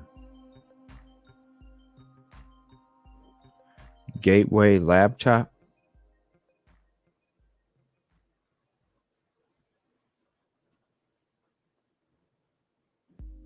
We're on page 90. Gunshot residue kit.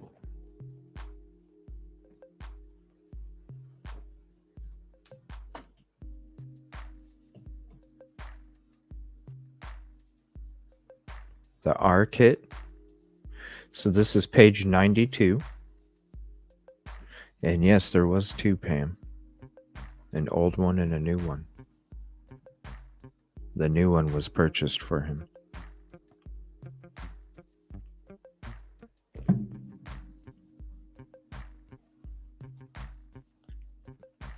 So this is the R kit. 722 to 811 was not processed.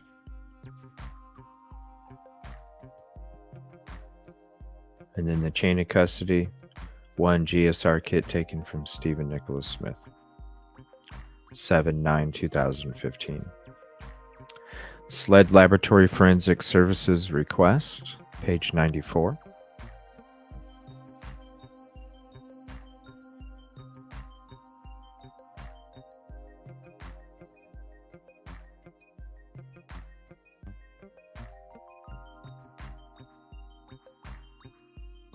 This will have the Hampton County Incident Report, Field Sketch, Sergeant Moore's Notes, Video Chain of Custody. So the Hampton County Sheriff's Office traffic fatality is listed as the incident type.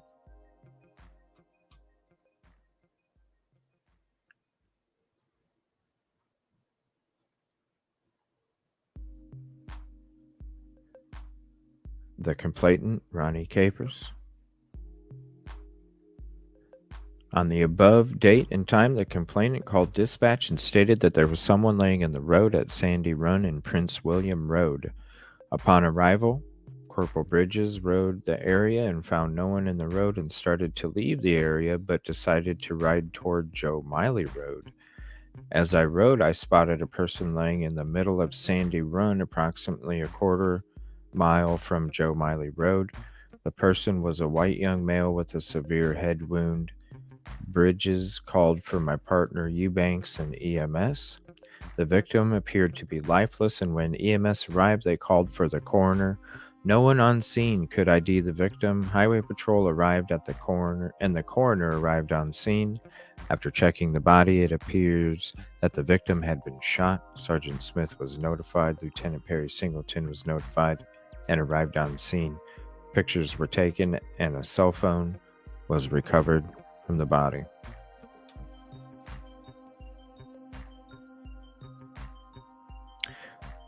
And then the incident report supplemental.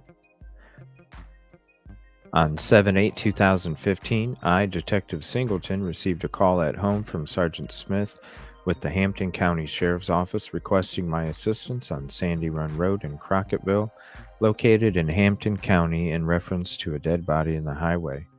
I responded, and upon my arrival, I was met by Corporal Bridges, who informed me that around 4 a.m. they received a call from 911 to respond to the location in reference to a person lying in the highway. Once there, Corporal Bridges realized that the person laying in the road was deceased. Corporal Bridges also mentioned that one Ronnie Capers Jr. reported this to 911. I, Detective Singleton, went up to take a look at the body and noticed a slender-built white male on the highway with khaki shorts and a white polo shirt. Hold on a minute. Wasn't the shirt a black t-shirt? Yeah, it was a black Nike shirt, I believe. And Corporal Detective Singleton stated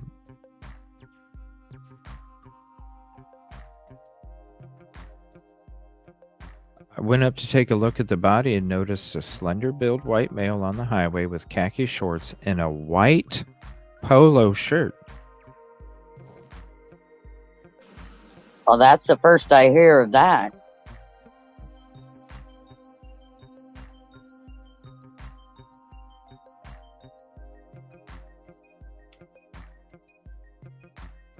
That's the first time I heard in any.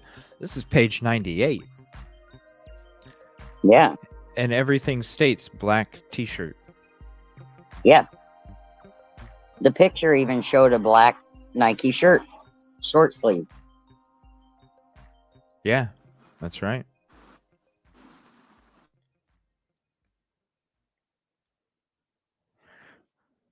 That's page 98.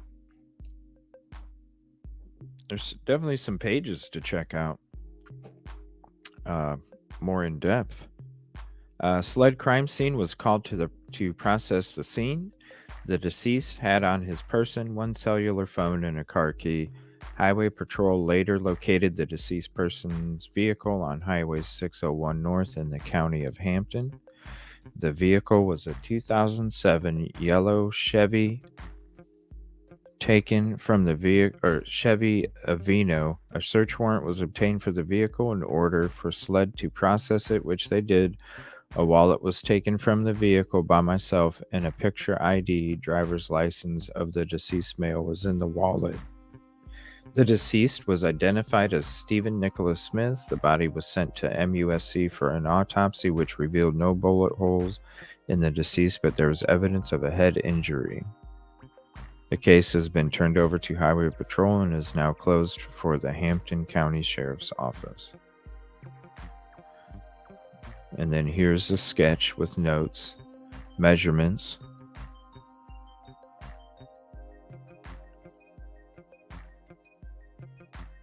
I'll leave that up there if you want to take some screenshots.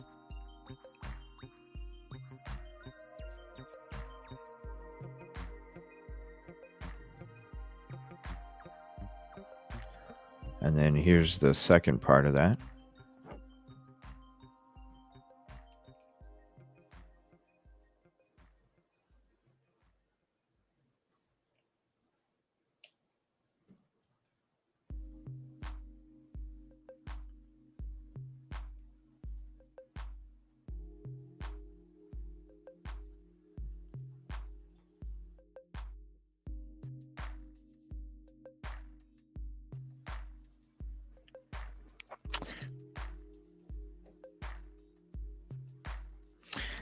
July 8, 2015, I was called by Corporal Allen at 5:37 hours, advised we had a possible hit-and-run fatality on Sandy Run Road.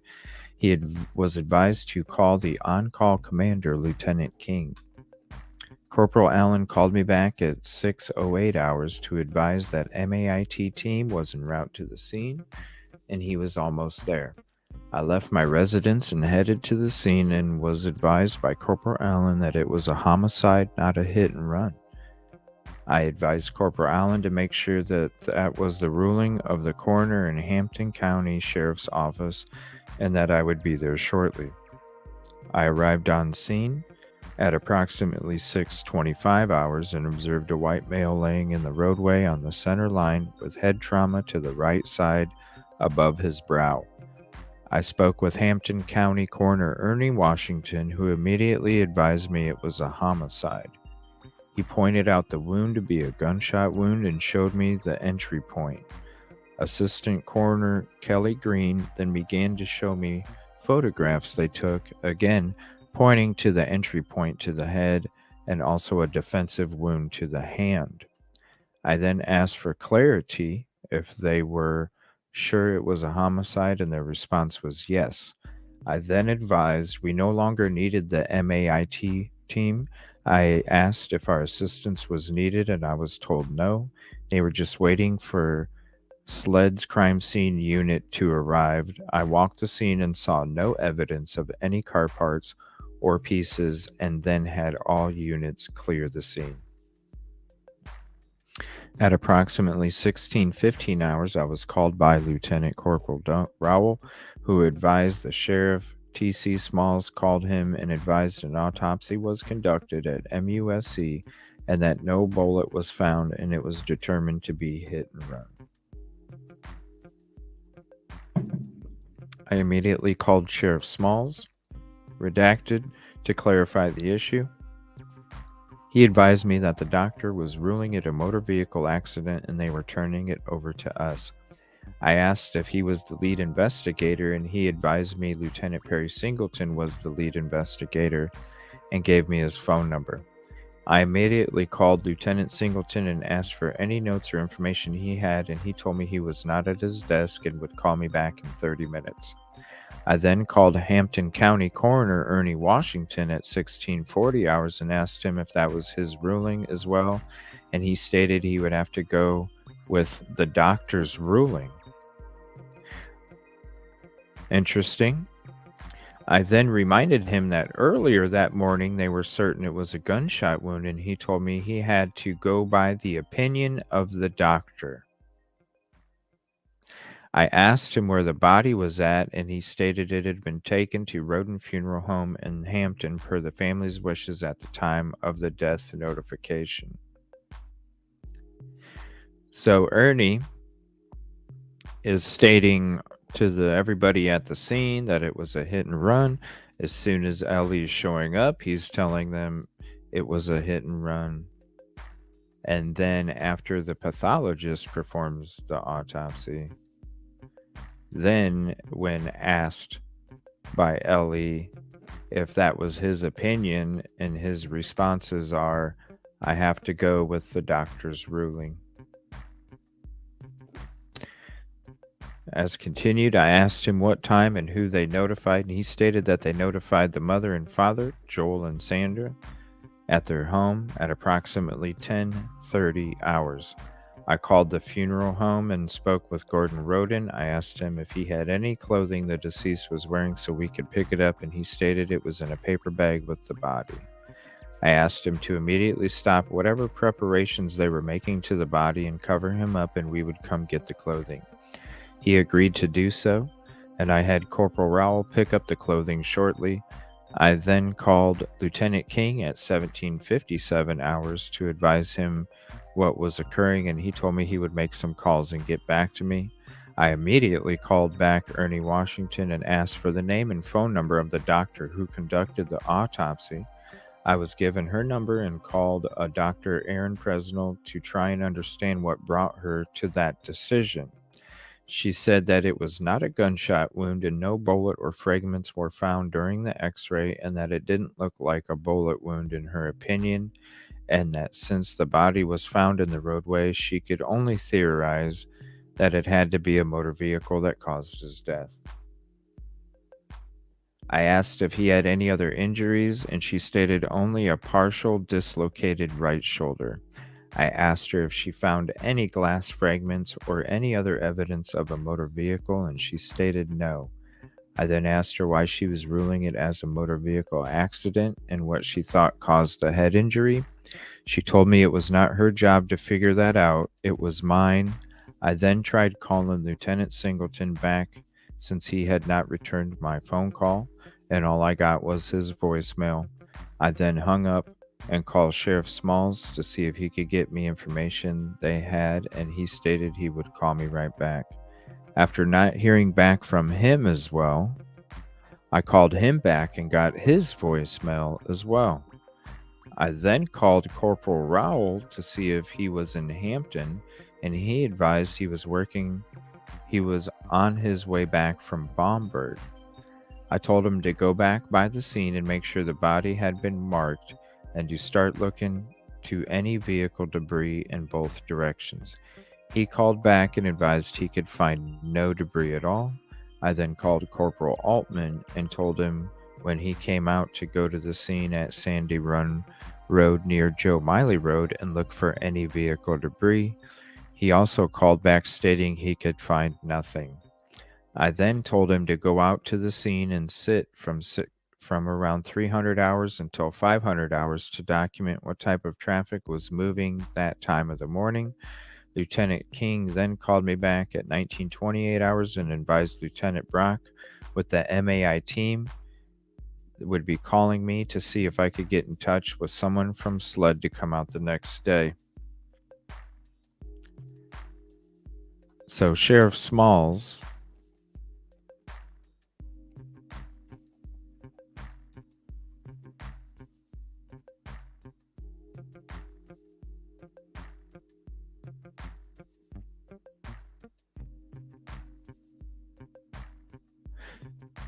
Sheriff Smalls and Lieutenant Singleton are not contacting back. So I wonder what that's about as well. Not getting any calls back when they were, yeah, we'll call you back.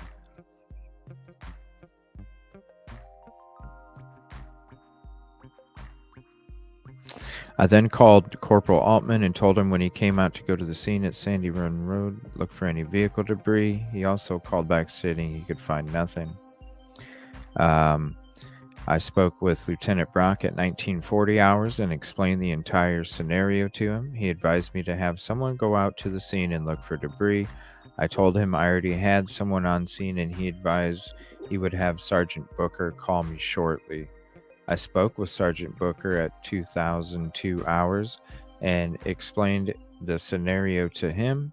We decided to meet at the funeral home in Hampton the next day at 9 a.m. and asked if SLED could meet us there as well. I told him I would find out which agents were there and try to set it up. I called Agent Jeff Croft with SLED, who I knew, to see if he could find out which agents came to the scene that morning. He called me back with the name and phone number of Brittany Burke. I called her at 2022 hours, and she stated that she and Agent Trey Talon were called out at 6:10 hours that morning at the request of the Hampton County Sheriff's Office regarding a homicide. She stated they arrived at the scene around 900 hours and looked at the wound and didn't think it was a gunshot wound. She stated they told the sheriff and coroner that they didn't believe it to be a gunshot wound. She told me that they were adamant it was a gunshot wound, so they mapped the scene and began to gather evidence as they would normally do. She stated they found a smartphone and car keys in the deceased's right pocket. The phone was undamaged but could not get it to work. They also located the vehicle of the deceased on US 601, a couple miles from the scene, and also checked that as well. They went through the vehicle and found the wallet of the deceased and also noticed the gas cap was off. They also found engine oil in the vehicle and believed that he had vehicle trouble because they could not get the vehicle to start. Since he was found between the vehicle and his residence, they believed he was walking home when the incident occurred. She also advised me that they went to the autopsy along with Assistant Coroner Kelly Green, and the doctor confirmed it was not a gunshot wound, which is what they, quote, SLED believed originally. At that point, she stated they left and returned to Columbia. I asked her if she could come to the funeral home the next morning at 9 a.m., and she stated she would have to ask her superior and call me back. She called back at 2042 hours and advised she would be there at the time and would bring all of her notes and photos. I called Sergeant Booker back at 2045 and advised him that one of the SLED agents would meet us there at 9 a.m. July 9th, 2015, I called Corporal Rowell, Corporal Payne, at 5:50 hours that morning and told them both to go back out to the scene at Sandy Run Road and look for any debris of any kind or anything out of the ordinary. They called me back and again were unable to find anything, and I asked them both to meet me at the Roden Funeral Home at 9 a.m. for a meeting.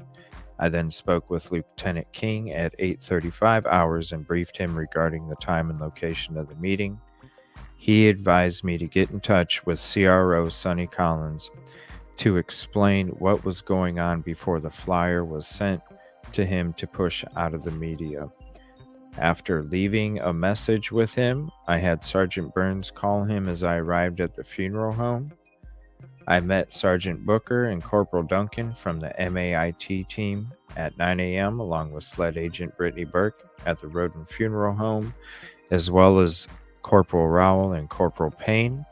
The MAIT team took photos of the deceased and spoke with Agent Burke regarding her finding and reviewed her notes and photos. MAIT also inspected the body of the deceased for any evidence and injuries. There were no visible injuries to the deceased other than his head wound and a small amount of road rash on both arms. He had no broken bones, no injuries whatsoever on his torso or lower extremities.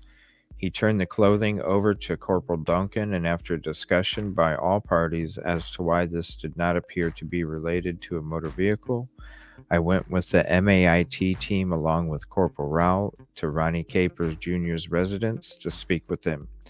He was not home, but the MAIT team did look over his wrecker sitting in the dirt road in front of his house, but didn't find anything that looked suspicious. We then went to the crime scene on Sandy Run Road along with MAIT, looked for any evidence at the scene for approximately 100 yards in both directions. Corporal Duncan and Corporal Rowell left the scene to go speak with the family of the deceased, while I stayed with Sergeant Booker to assist him as he documented the scene. When they returned, they were told by the family their son was gay and that they did not know of any enemies their son had, but anything was possible regarding his death. Corporal Rowell got a call from Lieutenant Singleton advising they had the phone and wallet of the deceased. Corporal Rowell, Sergeant Booker, and I met with him at their substation in Varno. After a discussion with Lieutenant Singleton, who stated he thought a log truck may have struck him, gave us what information they had, and Sergeant Booker signed for the cell phone. The wallet was left with Lieutenant Singleton, since it had been unsecured since the previous morning and had money in it. He was advised to return it to the coroner's office.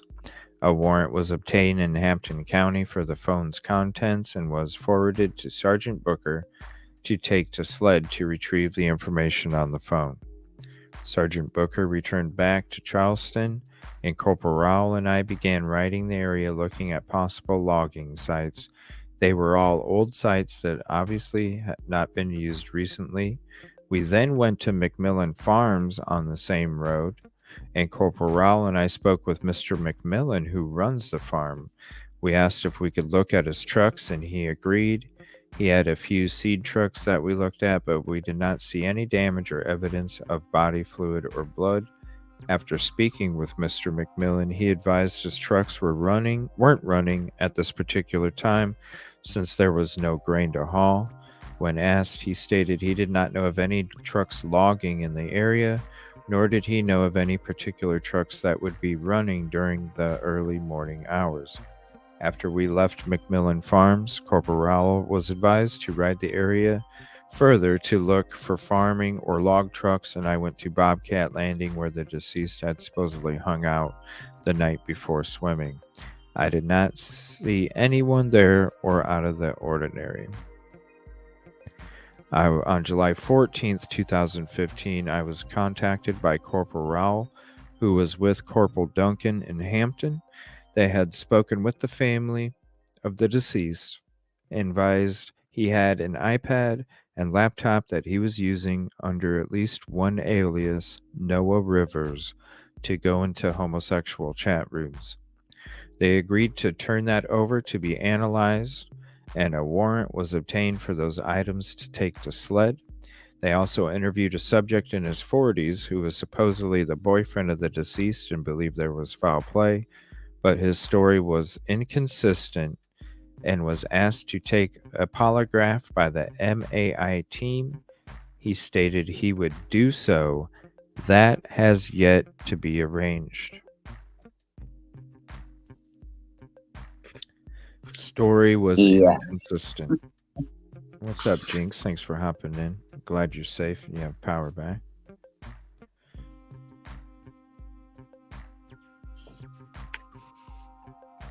Yeah, saying he's going to do a lie detector test and then never does. Mm-hmm.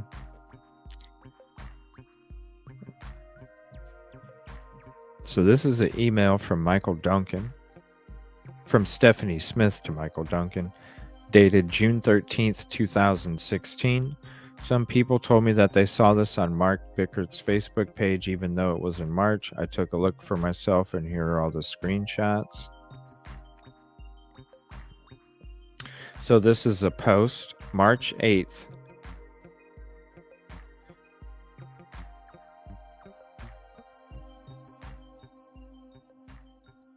Mark Bickert, March 8th, 2016.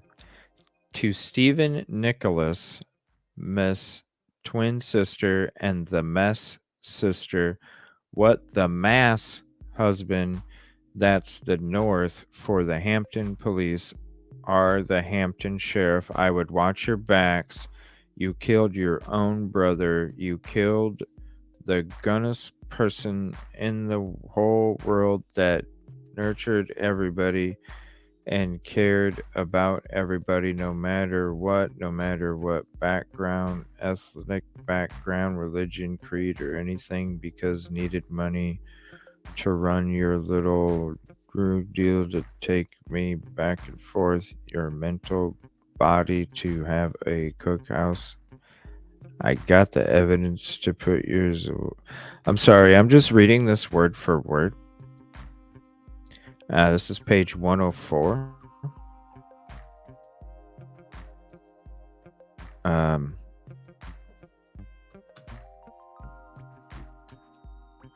Continues to say, I got everything and play.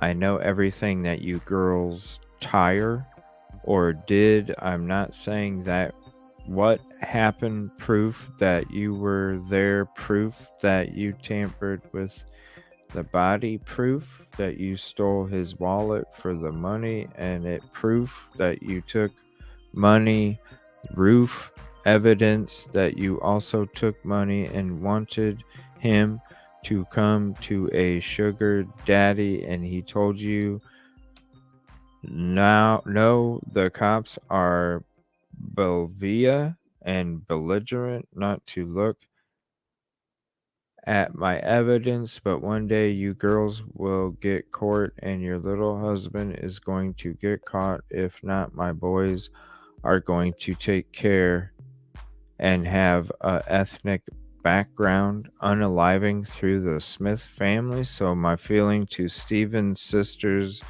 Ben's sisters, boy toy, and Stephen's twin sisters, girlfriend, and any other sister that's an addict and a drunk and a CU something T and a B blank blank blank C H and a with okay.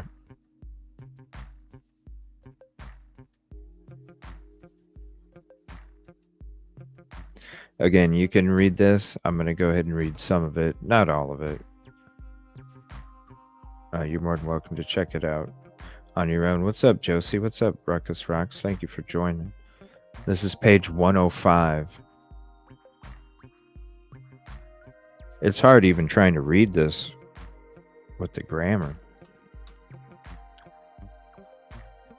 So basically, a lot of threats.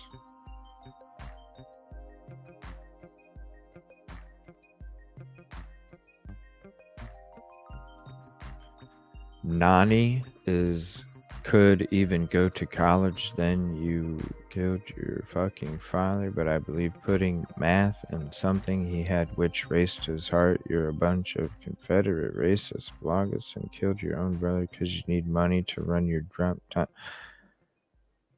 This is just a bunch of rambling. And that's a long one too. And this was on Facebook, March 8th, 2016, from Mark. That was public.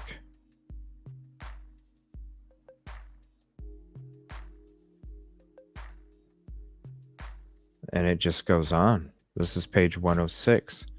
Again, I'll put the link to this if you'd like to have it for yourself. Thank you to Fitz News and SRB for providing this. I'm not trustful. I'm not trustful with anything. I cannot trust her with anything at all, but I love her to death. I wish she would just get... He's talking about Stephanie, claiming that she killed her own brother because of drugs and money. I'm not reading this shit. 106, page 106.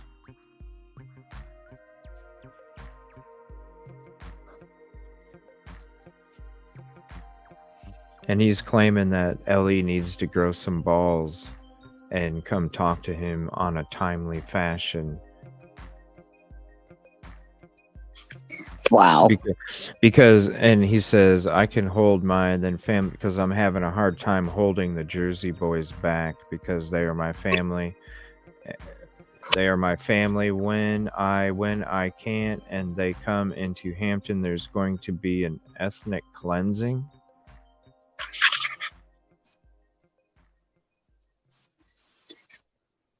Yeah, this is the MAIT full report regarding Stephen Smith's homicide, murder. Throughout the town till they get anybody that your friends are going to fucking be with. Like the Jersey Boys.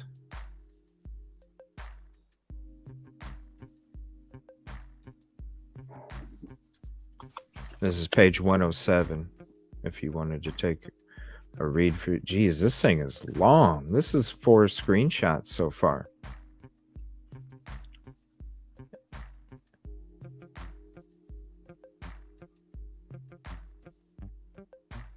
A lot of threats. Yeah. This just makes me more suspicious of this gentleman. I mean, geez. I mean, what you call me because I'm one mean motherfucking cunt and I'm one motherfucking bitch. I mean, wow. That's going to make sure the cops even handle this, or you don't want me to handle it because my way to handling it is I'm going to catch Ernie is what battery acid and cut my finger toe by towel as I'm throwing acid and saw Tanya Loans and I mean these threats. It's just threatening all these people.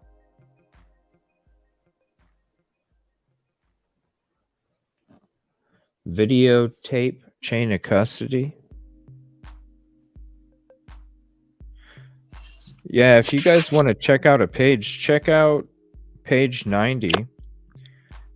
States that when at their arrival on page 90 that they noticed a white polo shirt, but all the chain of evidence in this report refers to a black t-shirt. So how is somebody showing up noticing a white polo shirt, but everybody and even the pictures from the crime scene show a black t-shirt? Page 85. If you go to page 85 of this report, take a look at the chain of custody between July and August in the to and from category, but then you compare all the other chain of custody for evidence, and it's all uniform. And earlier in the report, even in some of these interviews, Ellie is stating that there's no chain of custody for the phone. The phone was collected from somebody else completely separate from the clothing. And previous Ellie's stating that there was no chain of custody for the phone. So when they went to the mom was a secondary fingerprint to unlock the phone. And when they went to go get the phone so that they could meet the mom and have her unlock it, that's when he noticed there was no chain of custody for the phone. But yet there's a chain of custody in this report, but there's a slight change in the chain of custody from the to and the from compared to all the other ones. So page 26, 85, 90.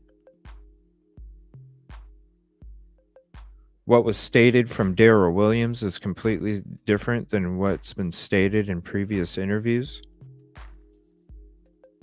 Previous interviews state that Daryl Williams was telling L.E. that his son Patrick just said that Sean had called Patrick and that Patrick told Daryl that Sean just mentioned that he had hit something on the road and he just went back the next day to find out and noticed all the Ellie there and decided not to go back because he was drunk the night, when he hit something. But then when you're reading the report on here, Daryl Williams is stating that Patrick told him in confidence that his friend Sean is the one that hit Stephen Smith. There's so many questions as to what the biggest one I have is the white polo shirt compared to the black t-shirt. And that's the last page of the report. I'm going to go back to page 90 real quick.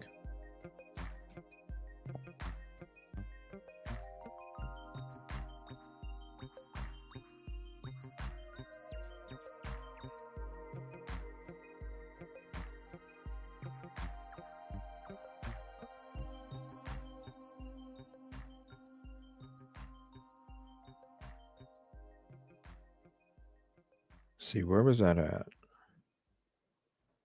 98. I'm sorry. It's not 90. 98. Page 98. Sorry about that. Right here. From Officer Singleton. Singleton states, I, Detective Singleton, went up to take a look at the body and noticed a slender-build white male on the highway with khaki shorts and a white polo shirt.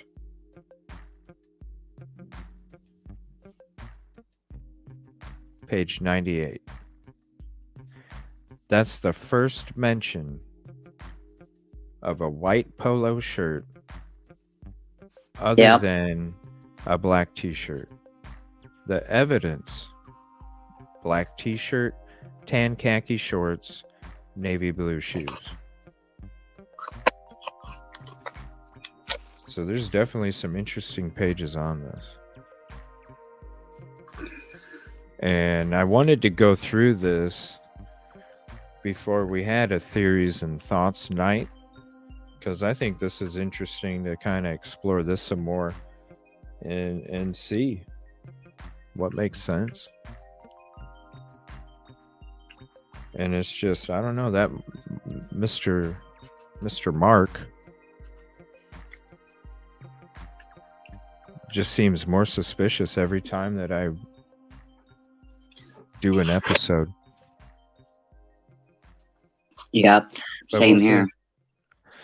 So I'll be back tonight. Thank you. Is there anything you want to say before we end this show? I'll be back tonight for thoughts and theories. Yeah. That Mark guy is just more suspicious all the time. For sure. You know. Now you got, we already thought the interviews were inconsistent and sometimes rambling and some of the odd things. But yeah, just reading this report, from the last day that you're contacting LE is 7/15/2015. Then a month and 11 days go by and they try and contact you and your phone just goes straight to voicemail and they can't even contact you. Right. The whole white polo t-shirt. How Daryl, at first it said that, Daryl said that his stepson had just told him that, somebody hit something, his friend hit something, and after he got done telling me, he walked out and puked. And then we read in that report that it was something completely different. Yeah. It's no wonder if you go off the report on page 28,